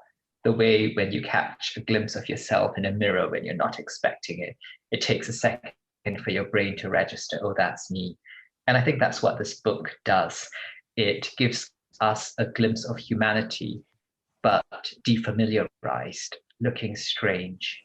Yeah, I was just about to say, as I mentioned last time, and I second that we should choose E to be like our character of the day, because that also is Jeremy's name, like in Chinese. So and I think all the explanations were he really beautifully put out there, like how this idea of E really represents so many different things. And well, actually this notion of it, I mean, you could interpret it into in different ways, and all of those such like the way Jeremy just put it, like everything out there, like you glimpse this image in the mirror and didn't realize and that was you for a minute. I almost feel we needed to invent like this is such a common phenomenon, yet we don't really have like a fixed word for it. So I almost feel this is, we need to look for like through different languages to see if, you know, possibly in, I don't know, Icelandic language, there would be like a word for this really kind of a such a chilling and yet, you know, like we recurring an image and sensation in our life, I thought. And also, yeah, that is a perfect metaphor, an image for what Strange Beasts of China stand for. It is to show us ourselves in the image of the others. But what really we're talking about is ourselves. I thought that was brilliant. Yeah, I really like what Jeremy said, everything he just said there. You've just reminded me, Jeremy, there's a room in my granny's house where there's a mirror on one wall, and on the opposite wall, there's a mirror. And if you stand in the middle and kind of lean yourself at the right angle, you can see yourself reflected infinitely. Yeah, so I remember when I was young, I would go to that room a lot and create that effect. And then, I've sought it out since. And anytime you have one of those mirrors that has the kind of flaps on either side, and you can manipulate them to create, you can try and see your head from all the different angles. And I've found there is like a weird way where you can turn that fleeting glimpse of yourself from an angle you've never seen, and you can freeze it. And it is it's one of the strangest, most clearly recognizable and replicable encounters with the uncanny I can think of having had, is not just having that fleeting glimpse, but seeing either thousands of iterations of yourself from an angle you wouldn't have expected. And I guess both of those kind of describe Strange Beasts of China, like you were saying. Speaking of uncanny, I remember in our first go at this part of the interview, I did a callback to nominative determinism. I asked you, Jeremy, if the yi in your name had proven true at all for you. Well, my surname Tiang is Cheng in Mandarin, which can mean journey. So you could translate my name Cheng Yi as strange journey, which is a pretty apt description of my life. So yes, perhaps. Although that's really a pen name, so in a way that's something I chose for myself. I remember at this point in the chat, I tried to make some clever comment about the origins of my name, but the thing is, there's nothing interesting to say there, so forget it. Let's go on to the next question. It's the other kind of really silly question I do for this show, and it's about if the book was a drink. The drink that is burned into my memory from reading the book the most is all the beer that the characters drink in the Dolphin Bar, which was my favorite setting in the book. Trying to visualize it, I was visualizing it either as a kind of a young hip person's bar, or a Chinese student bar, which is like at least in my experience, was a very, like, you could, as soon as you see it, you know what it is. Like, it will have cheap drinks, it'll have dice on the tables. So I had a kind of a flicking between one picture and the other of what the Dolphin Bar was and what people were drinking. All that aside, a question for both of you: if Strange Beasts of China was a drink, what kind of drink do you think it would be? And you're allowed hot drinks, cold drinks, soft drinks, alcoholic drinks, whatever you like. I remember, Jeremy, you had an answer involving a particular style of cocktail. I forget if you had one, Yan. Well, this is in itself quite an uncanny experience that we're kind of repeating a conversation from a few days ago that we all sort of remember. Yes. At the weekend, or did I already say this time round?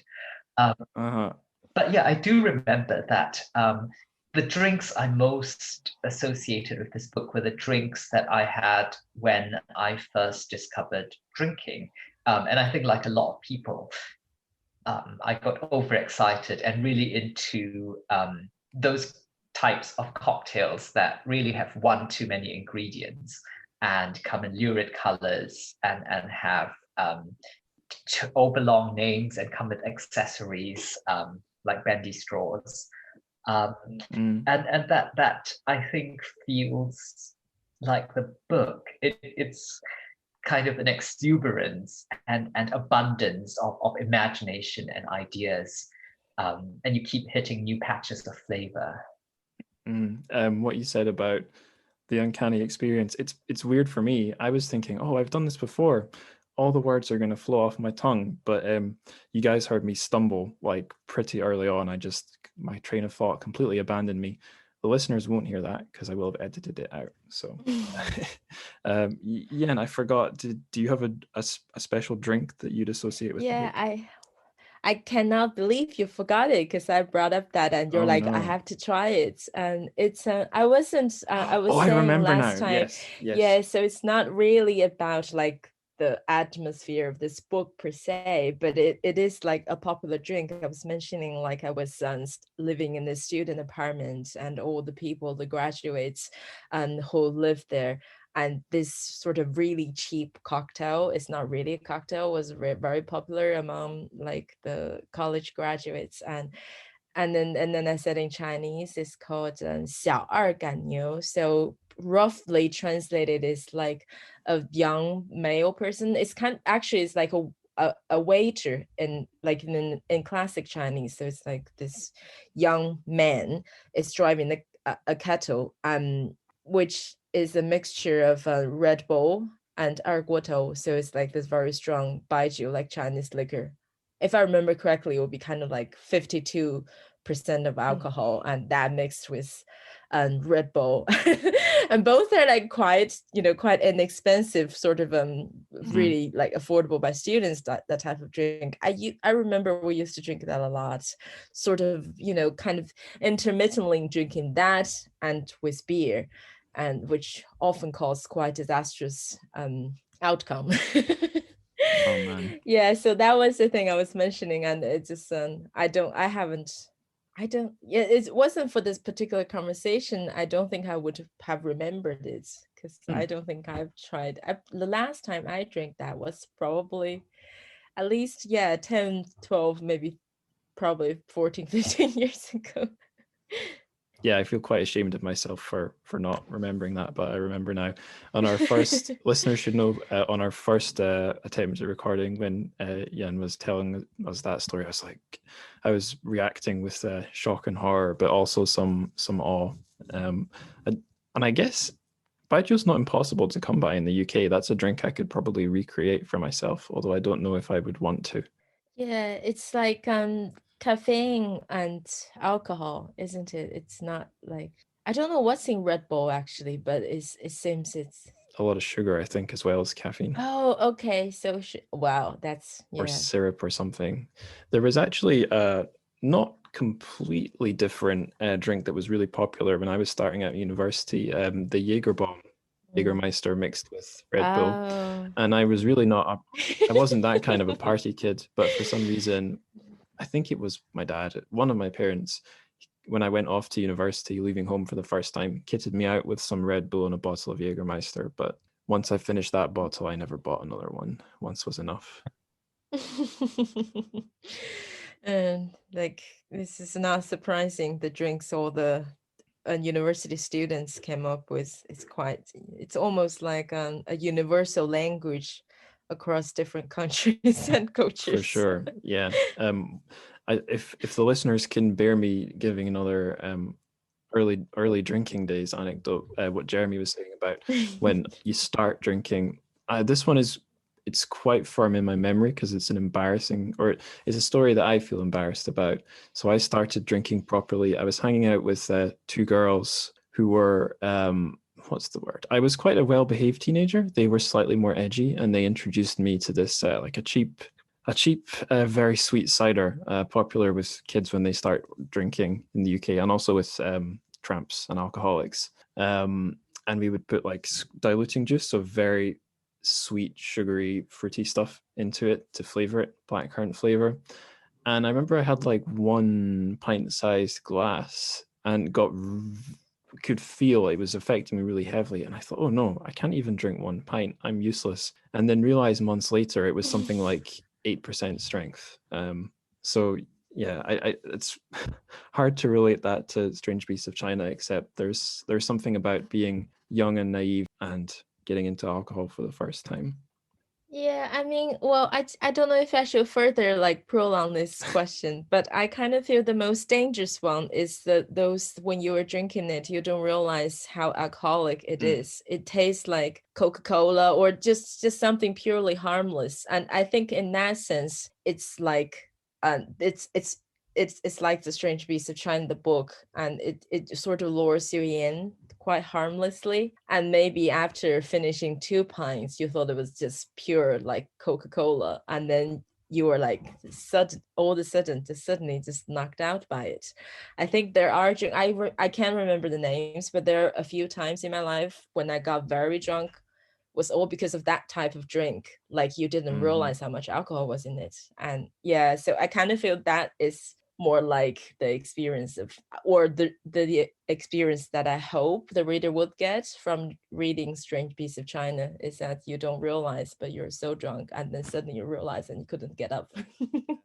I mean, that's definitely the effect it had on me, because it is a fun, fantastical book, and you're kind of just cruising along, enjoying it, and very unprepared for the emotional whammy and the existential questions it raises. Absolutely.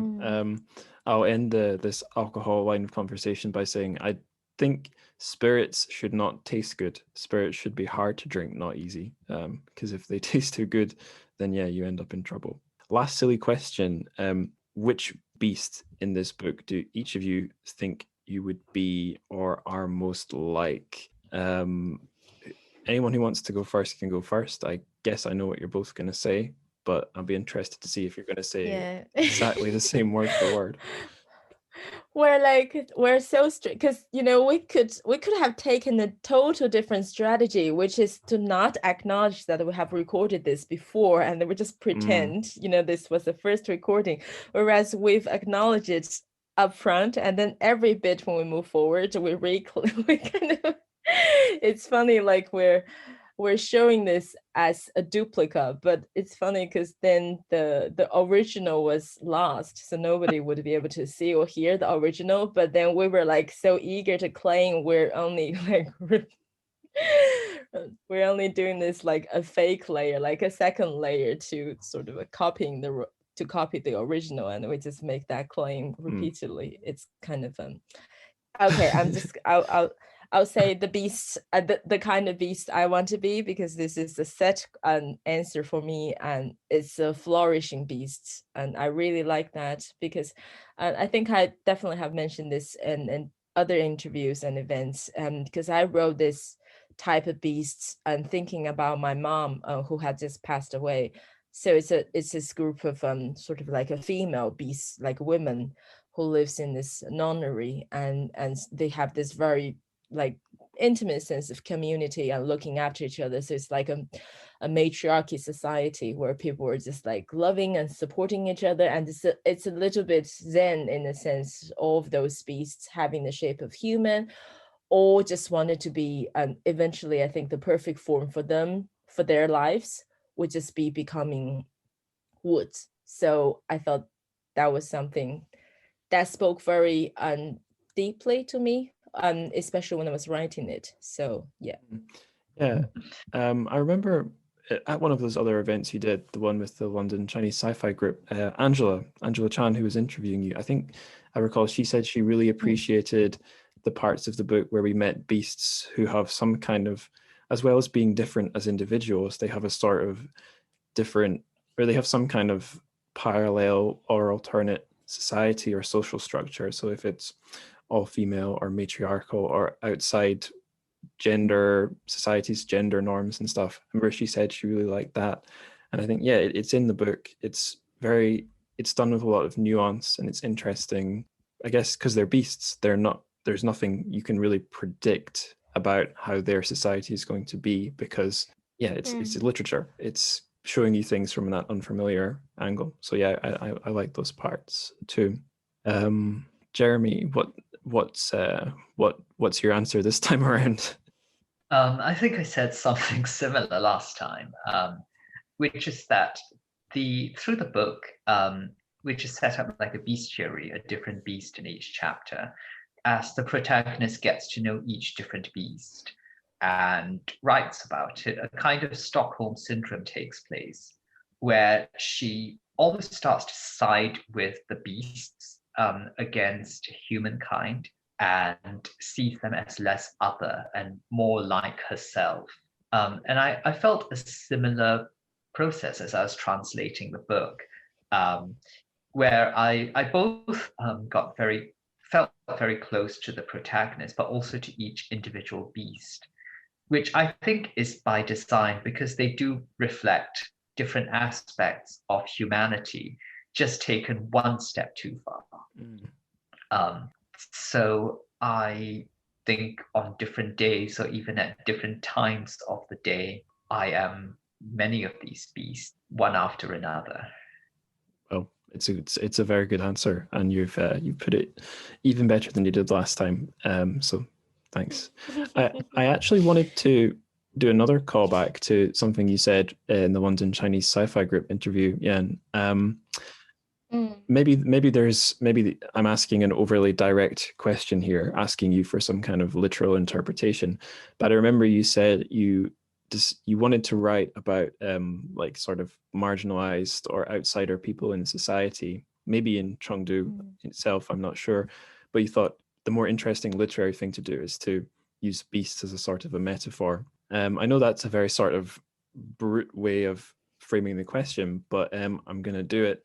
Are any of the beasts kind of very directly inspired by any particular groups or people or subcultures, or is it all sort of taking from lots of different sources and combining in a creative way? Or would you just rather not tell the readers? No. I mean, I'm just trying to recall, and again, I think I mentioned it to you, that I don't quite remember like lots of details when I was working on this book, but I remember, so around the time when I was at least thinking about writing this book, I made a trip to the north part of Chengdu, so the because I don't like I'm not from Chengdu, so Chengdu to me at that point, Chengdu would be like considered the prototype of Yong'an, and so that city to me was a new city. I came from like a nearby town, so I was taken to the north part. Oh no, sorry, the east part of the city. Yeah, actually the north and east are both quite run down at that point. So I was taken to the run down part of the city, and I was really, it really struck me to see like all those abandoned factories, because I think there were, I couldn't remember the name, but then you see the old factories, and I think some of them might have been like a military factory, for a while, I think. So in China those are called, well, it's called 三线工程, I think. Maybe it's like line 3 project. It's like the country decided, just in case we're going to go into a war with Soviet Union, and we're going to establish like a series of military factories, mostly in this inner land, so like Chengdu, Chongqing. So there were like factories like that, and at that point would have been abandoned. But then people who moved to Chengdu from some northern city, or I don't know where they came from, but like the community, so like the factory workers and then their family, and then maybe they would have like a hospitals, all those communities surrounding this factory. The whole thing moved from somewhere else to Chengdu, and then they speak, I think people there, they will speak Mandarin, and it's like this enclosed society, and now sort of being forgotten, because then this whole project was cancelled after the Soviet Union just collapsed. I don't know what the word for. And so yeah, it's kind of like this group of people that was just left, like, forgotten by history, and then they were like, kind of trying to find new aims for them to continuing to reside in this city. And yeah, and I think I was really struck by that image of seeing those abandoned factory in the more rundown part of the city, and encountering people from those communities, that might have inspired, say, the first beast, at least, like the sorrowful beast. Right. Yeah. Fantastic answer. Yeah, I'll just mention my favorite beast from the book, or at least the one that I maybe identified with the most, because although I'm often quite cheerful, I do have quite a fairly strong melancholy side to my personality, and doing a literature podcast, so I guess I'm fairly bookish, and there are some kind of bookish downbeat beasts in the book, and they're the impasse beasts. And Yen, I know you have pretty interesting thing you can say about where their name is drawn from, and you have free license here to explain as much as you want. Oh, I feel awful for explaining it because I hate to do like a Chinese explaining. It's like, people, please listen to me tell you something very specific about my culture. But yeah, I was just saying last time, like the ink pass, in Chinese, like the Chinese name of this beast was Chongtu. So Chongtu was a very specific phrase that first appeared. Actually, I haven't really done the research. It might have not be the first time, but the most famous association um, between Chongtu and then the literary image will be this Jing Dynasty poet whose name is Ran Ji. So he'd be riding like a donkey or a horse, and then whenever he goes, he roams in the wilderness, and then he just felt he has hit the end, and then he'd cry and then go home. So that was like something he does. So then we have an idiom which is called 穷途之哭. So it's like the cry you have when you hit the end. It's really it's to describe, I think it's to describe this psyche of his or of this type of literary being is like naturally, like innately depressed. And I think that sort of literary psyche and really affected generations after generations of Chinese literary people. So it had become a very sort of an important image. What would you call, would you say that's like a Chinese literary consciousness? And yeah, so that was, I think I might have said a lot more last time, but pretty much that was. Yeah. I think that's about what you said. Yeah, I'd never heard that story before. I'm willing to bet loads of the listeners have found that really interesting, and I can imagine one or two of them might be diving into Google or Baidu after they're finished listening. Yeah, if I could add, I just wanted to add this one bit is like this particular poet, like this Jin Dynasty poet. So he belonged to a group where we call it's like 竹林七贤. So it's like seven sense in the bamboo forest. So this literary group, and they were all kind of famous for like their eccentric behaviors. And I think research has shown that all of them are like really heavy drug users. So they're just like high all the time. That sort of explains like he just rides his donkey and cries and goes home because he's like high all the time. And I thought that was very interesting because that was not emphasized obviously on the textbook, but the fact like they really believe in using drugs. I don't know what I'm trying to promote. Who knows? But I think that is an aspect, like the heavy using of drugs really affected, really became like the main thing of their literature, like for that generation, for that sort of period. And it sort of it developed into this special kind of like spirit, like I was saying, it's like this special literary psyche. And yeah.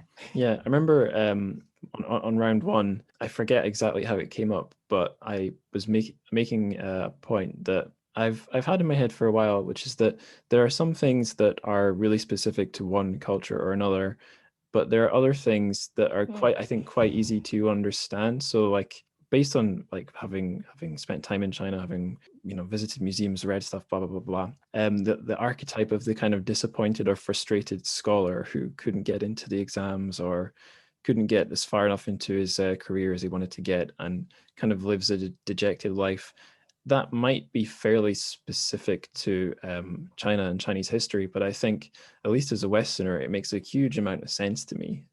It's easy to relate to, and I forget exactly how I got onto it last time, but I remember my Chinese friends would sometimes say, well, some of them would say something along the lines of to me, "Oh, you're a Westerner. You don't understand Chinese family values. You value individual freedom and blah blah blah." And I would kind of go, huh? Wait a minute. I think you've misunderstood. Of course, we place importance on family values and so on back where I'm from.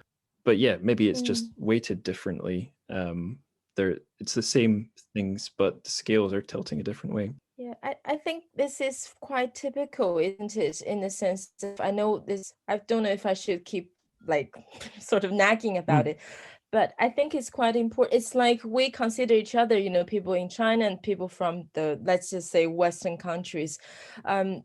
People tend to consider other people from a different tribe, from a different culture, the strange beast. Right.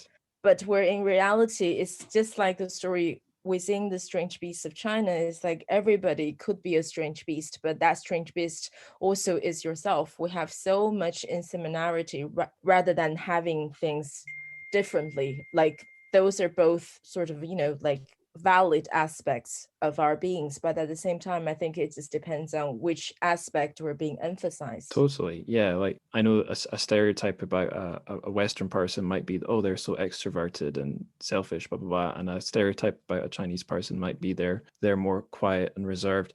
But like the reality is, if you live in the UK, you'll meet plenty of people who are quiet and reserved, and you go over to China, you'll meet people who are the the stereotype of a Western personality. So yeah, I think you're right. It makes more sense in many ways to take people as strange beasts, things you can't boil down to any kind of template.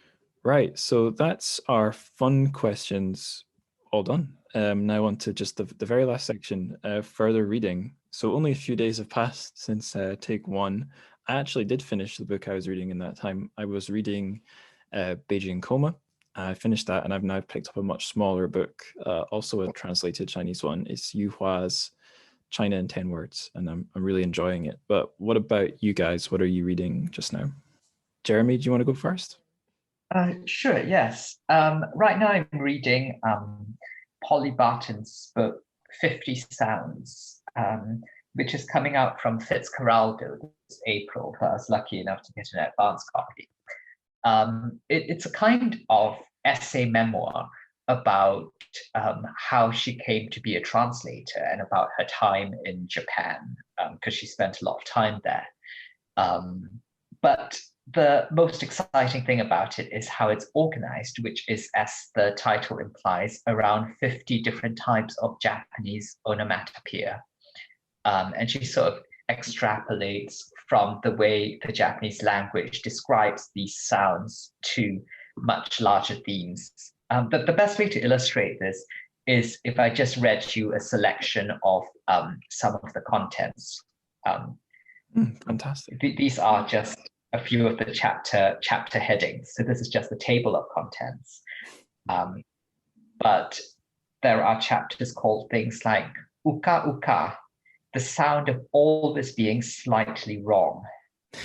Boro boro, the important sound of things falling apart. Gutari, the sound of your words having more power than you thought, or unexpectedly saying what you mean. That's as a podcaster, I can relate. I mean, and the book lives up to its chapter headings, but it's just a really interesting, but also visceral way of organizing the book, because sounds and the emotions and memories they evoke in us can be really powerful. And she's a really thrilling writer in the way she captures these sensations, but also digs down deeper, past the surface to show what else is going on underneath there. It's fascinating. It's a great book. Fantastic. One more time, what was it called? 50 Sounds by Polly Barton. Awesome. Thanks, Jeremy. And Yen, what are you reading? Well, I was saying last time that I have a thick pile of different books on my am reading list, because I sort of shuffle from book to book.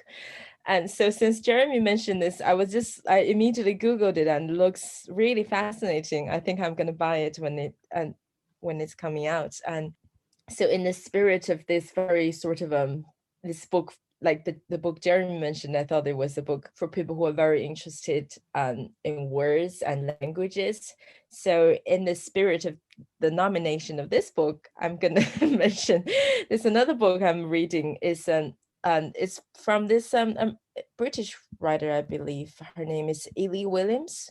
I think she just had a novel coming out. It's called The Liar's Dictionary, and this one I'm reading is A Trip and Other Stories. So it's her short story collection, and it's really clever, and it's a lot about like words, like different different kind of fun words. I couldn't really think of like a prominent example, but I think she seems to be a writer whose relation with English language, like with different words, are very close.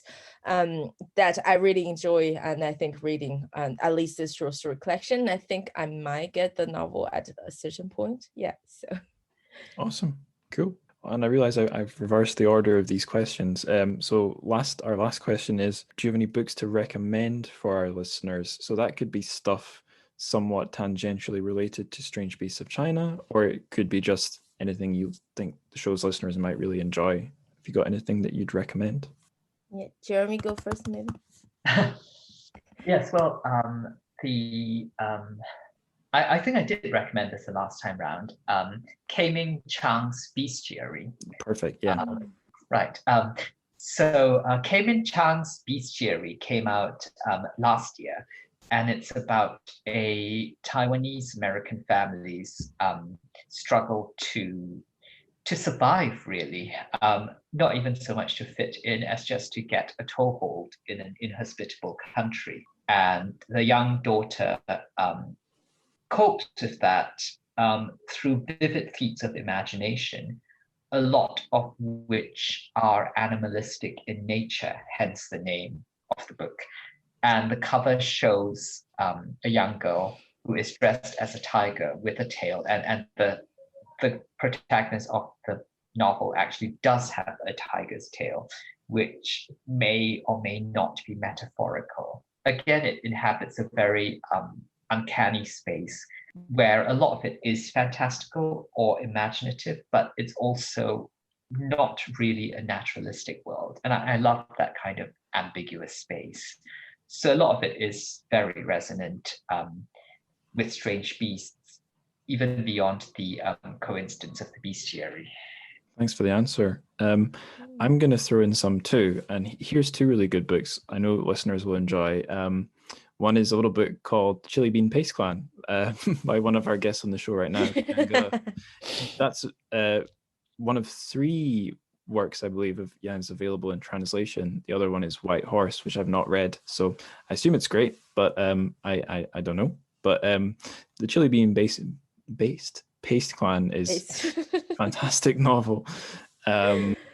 It's very different, as we said, from Strange Beasts, but I can't recommend it enough. And the other one I'll recommend, it's, I think, the only full-length Jeremy Tiang translation I've read, Second Sister, which I guess has something in common with Strange Beasts in it. It's we've got a female protagonist involved in an investigation, but apart from that, it's really different. But I suppose the other thing it has in common is it just reads really smoothly, reads just as well, if not better, than lots of untranslated books out there. Maybe that's a bit of a crass way to promote it, but I was turning the page as fast as I possibly could. I really enjoyed reading that one. And the third one I'll recommend is, I'm not going to try and flatter either of you. It's the book I mentioned earlier in the episode, I Am the Messenger by Marcus Zusak. I think if anyone reads or has read Strange Beasts and they really enjoy the kind of detective side of things, the investigating first strangers, then your friends, then yourself, and if you like the kind of combination of a fairly light tone that gets really emotionally, I can't think of a better word than deep, but that really gets deep into a person's life and their state of mind. That's why I love that book. It's so great. So I'd recommend that as well. That's just about it for our interview. Yan and Jeremy, is there anything we've missed that you guys would like to say before I say my thank yous and my goodbyes? I want to recommend Jeremy's book. That's right. Because just on the note of how enjoyable it is to read Jeremy's translation, because he himself is a terrific writer, I really wanted to recommend Jeremy's short story collection, because that was the book really I fell in love with Jeremy Tan, the writer, and it's called It Never Rains on National Day, and it's such a gorgeous book, and I think geographically it takes me to so many places. I think like when I first read that book, up to this point, like I've lived in a foreign country for maybe, I don't know how many years, not like substantial amount, but I think it really speaks to me as my journey as an outsider, a person who's like constantly roaming, who doesn't know where the ideal home is. I think that book really speaks to me in many different ways, from its many short stories and my own experience of like living in different places, living in different language. Yeah, so I really would strongly recommend that book for anybody who enjoyed Strange Beasts of China. And I think you might have enjoyed more Jeremy's writing than my content. Should really go read Jeremy's books. And he has a novel also called The State of Emergency. Yeah, I think Jeremy's I don't know how Jeremy could do so many different things at the same time, to be honest. I must say that I'm very envious. Oh, bless you. Thank you again. I mean, I should say I'm very envious and for being able to write in 2 languages extremely effectively, which is like having 2 different voices, I think, as a writer. That's great. Everyone look up for Yen's English language work, which is coming your way soon, hopefully. Hopefully. Exciting. I'll be sure to promote that on the show when the time arises. I remember I remember first time around, Jeremy, I asked you a question about It Always Rains on National Day. I know the answer is yes, but I'll just ask it anyway. Does the nation in National Day refer to Singapore? It does, yes. National Day is the day Singapore became independent, August 9th. And the title of the book refers to an urban legend that it doesn't rain on National Day when there is a big outdoors parade, because according to various explanations, the government seeds the clouds beforehand to make sure that it's all rained out by the time of the parade, or there are more fanciful theories that they carry out magic rituals to keep the rain away. I've heard all kinds of things. No one will confirm or deny anything, but there is this kind of collective memory that somehow it does indeed never rain during the parade, and that has become a kind of metaphor for how efficient and controlled and manicured Singapore can be. Fantastic answer. I guess it really is time to say goodbye now. So I'll just say again, thank you both so much for coming on the show, and I guess being so happy to do the second take. I really appreciate that, and it's been a fantastic chat. And I could go on and go on and go on saying how great it's been, but it's because it's true.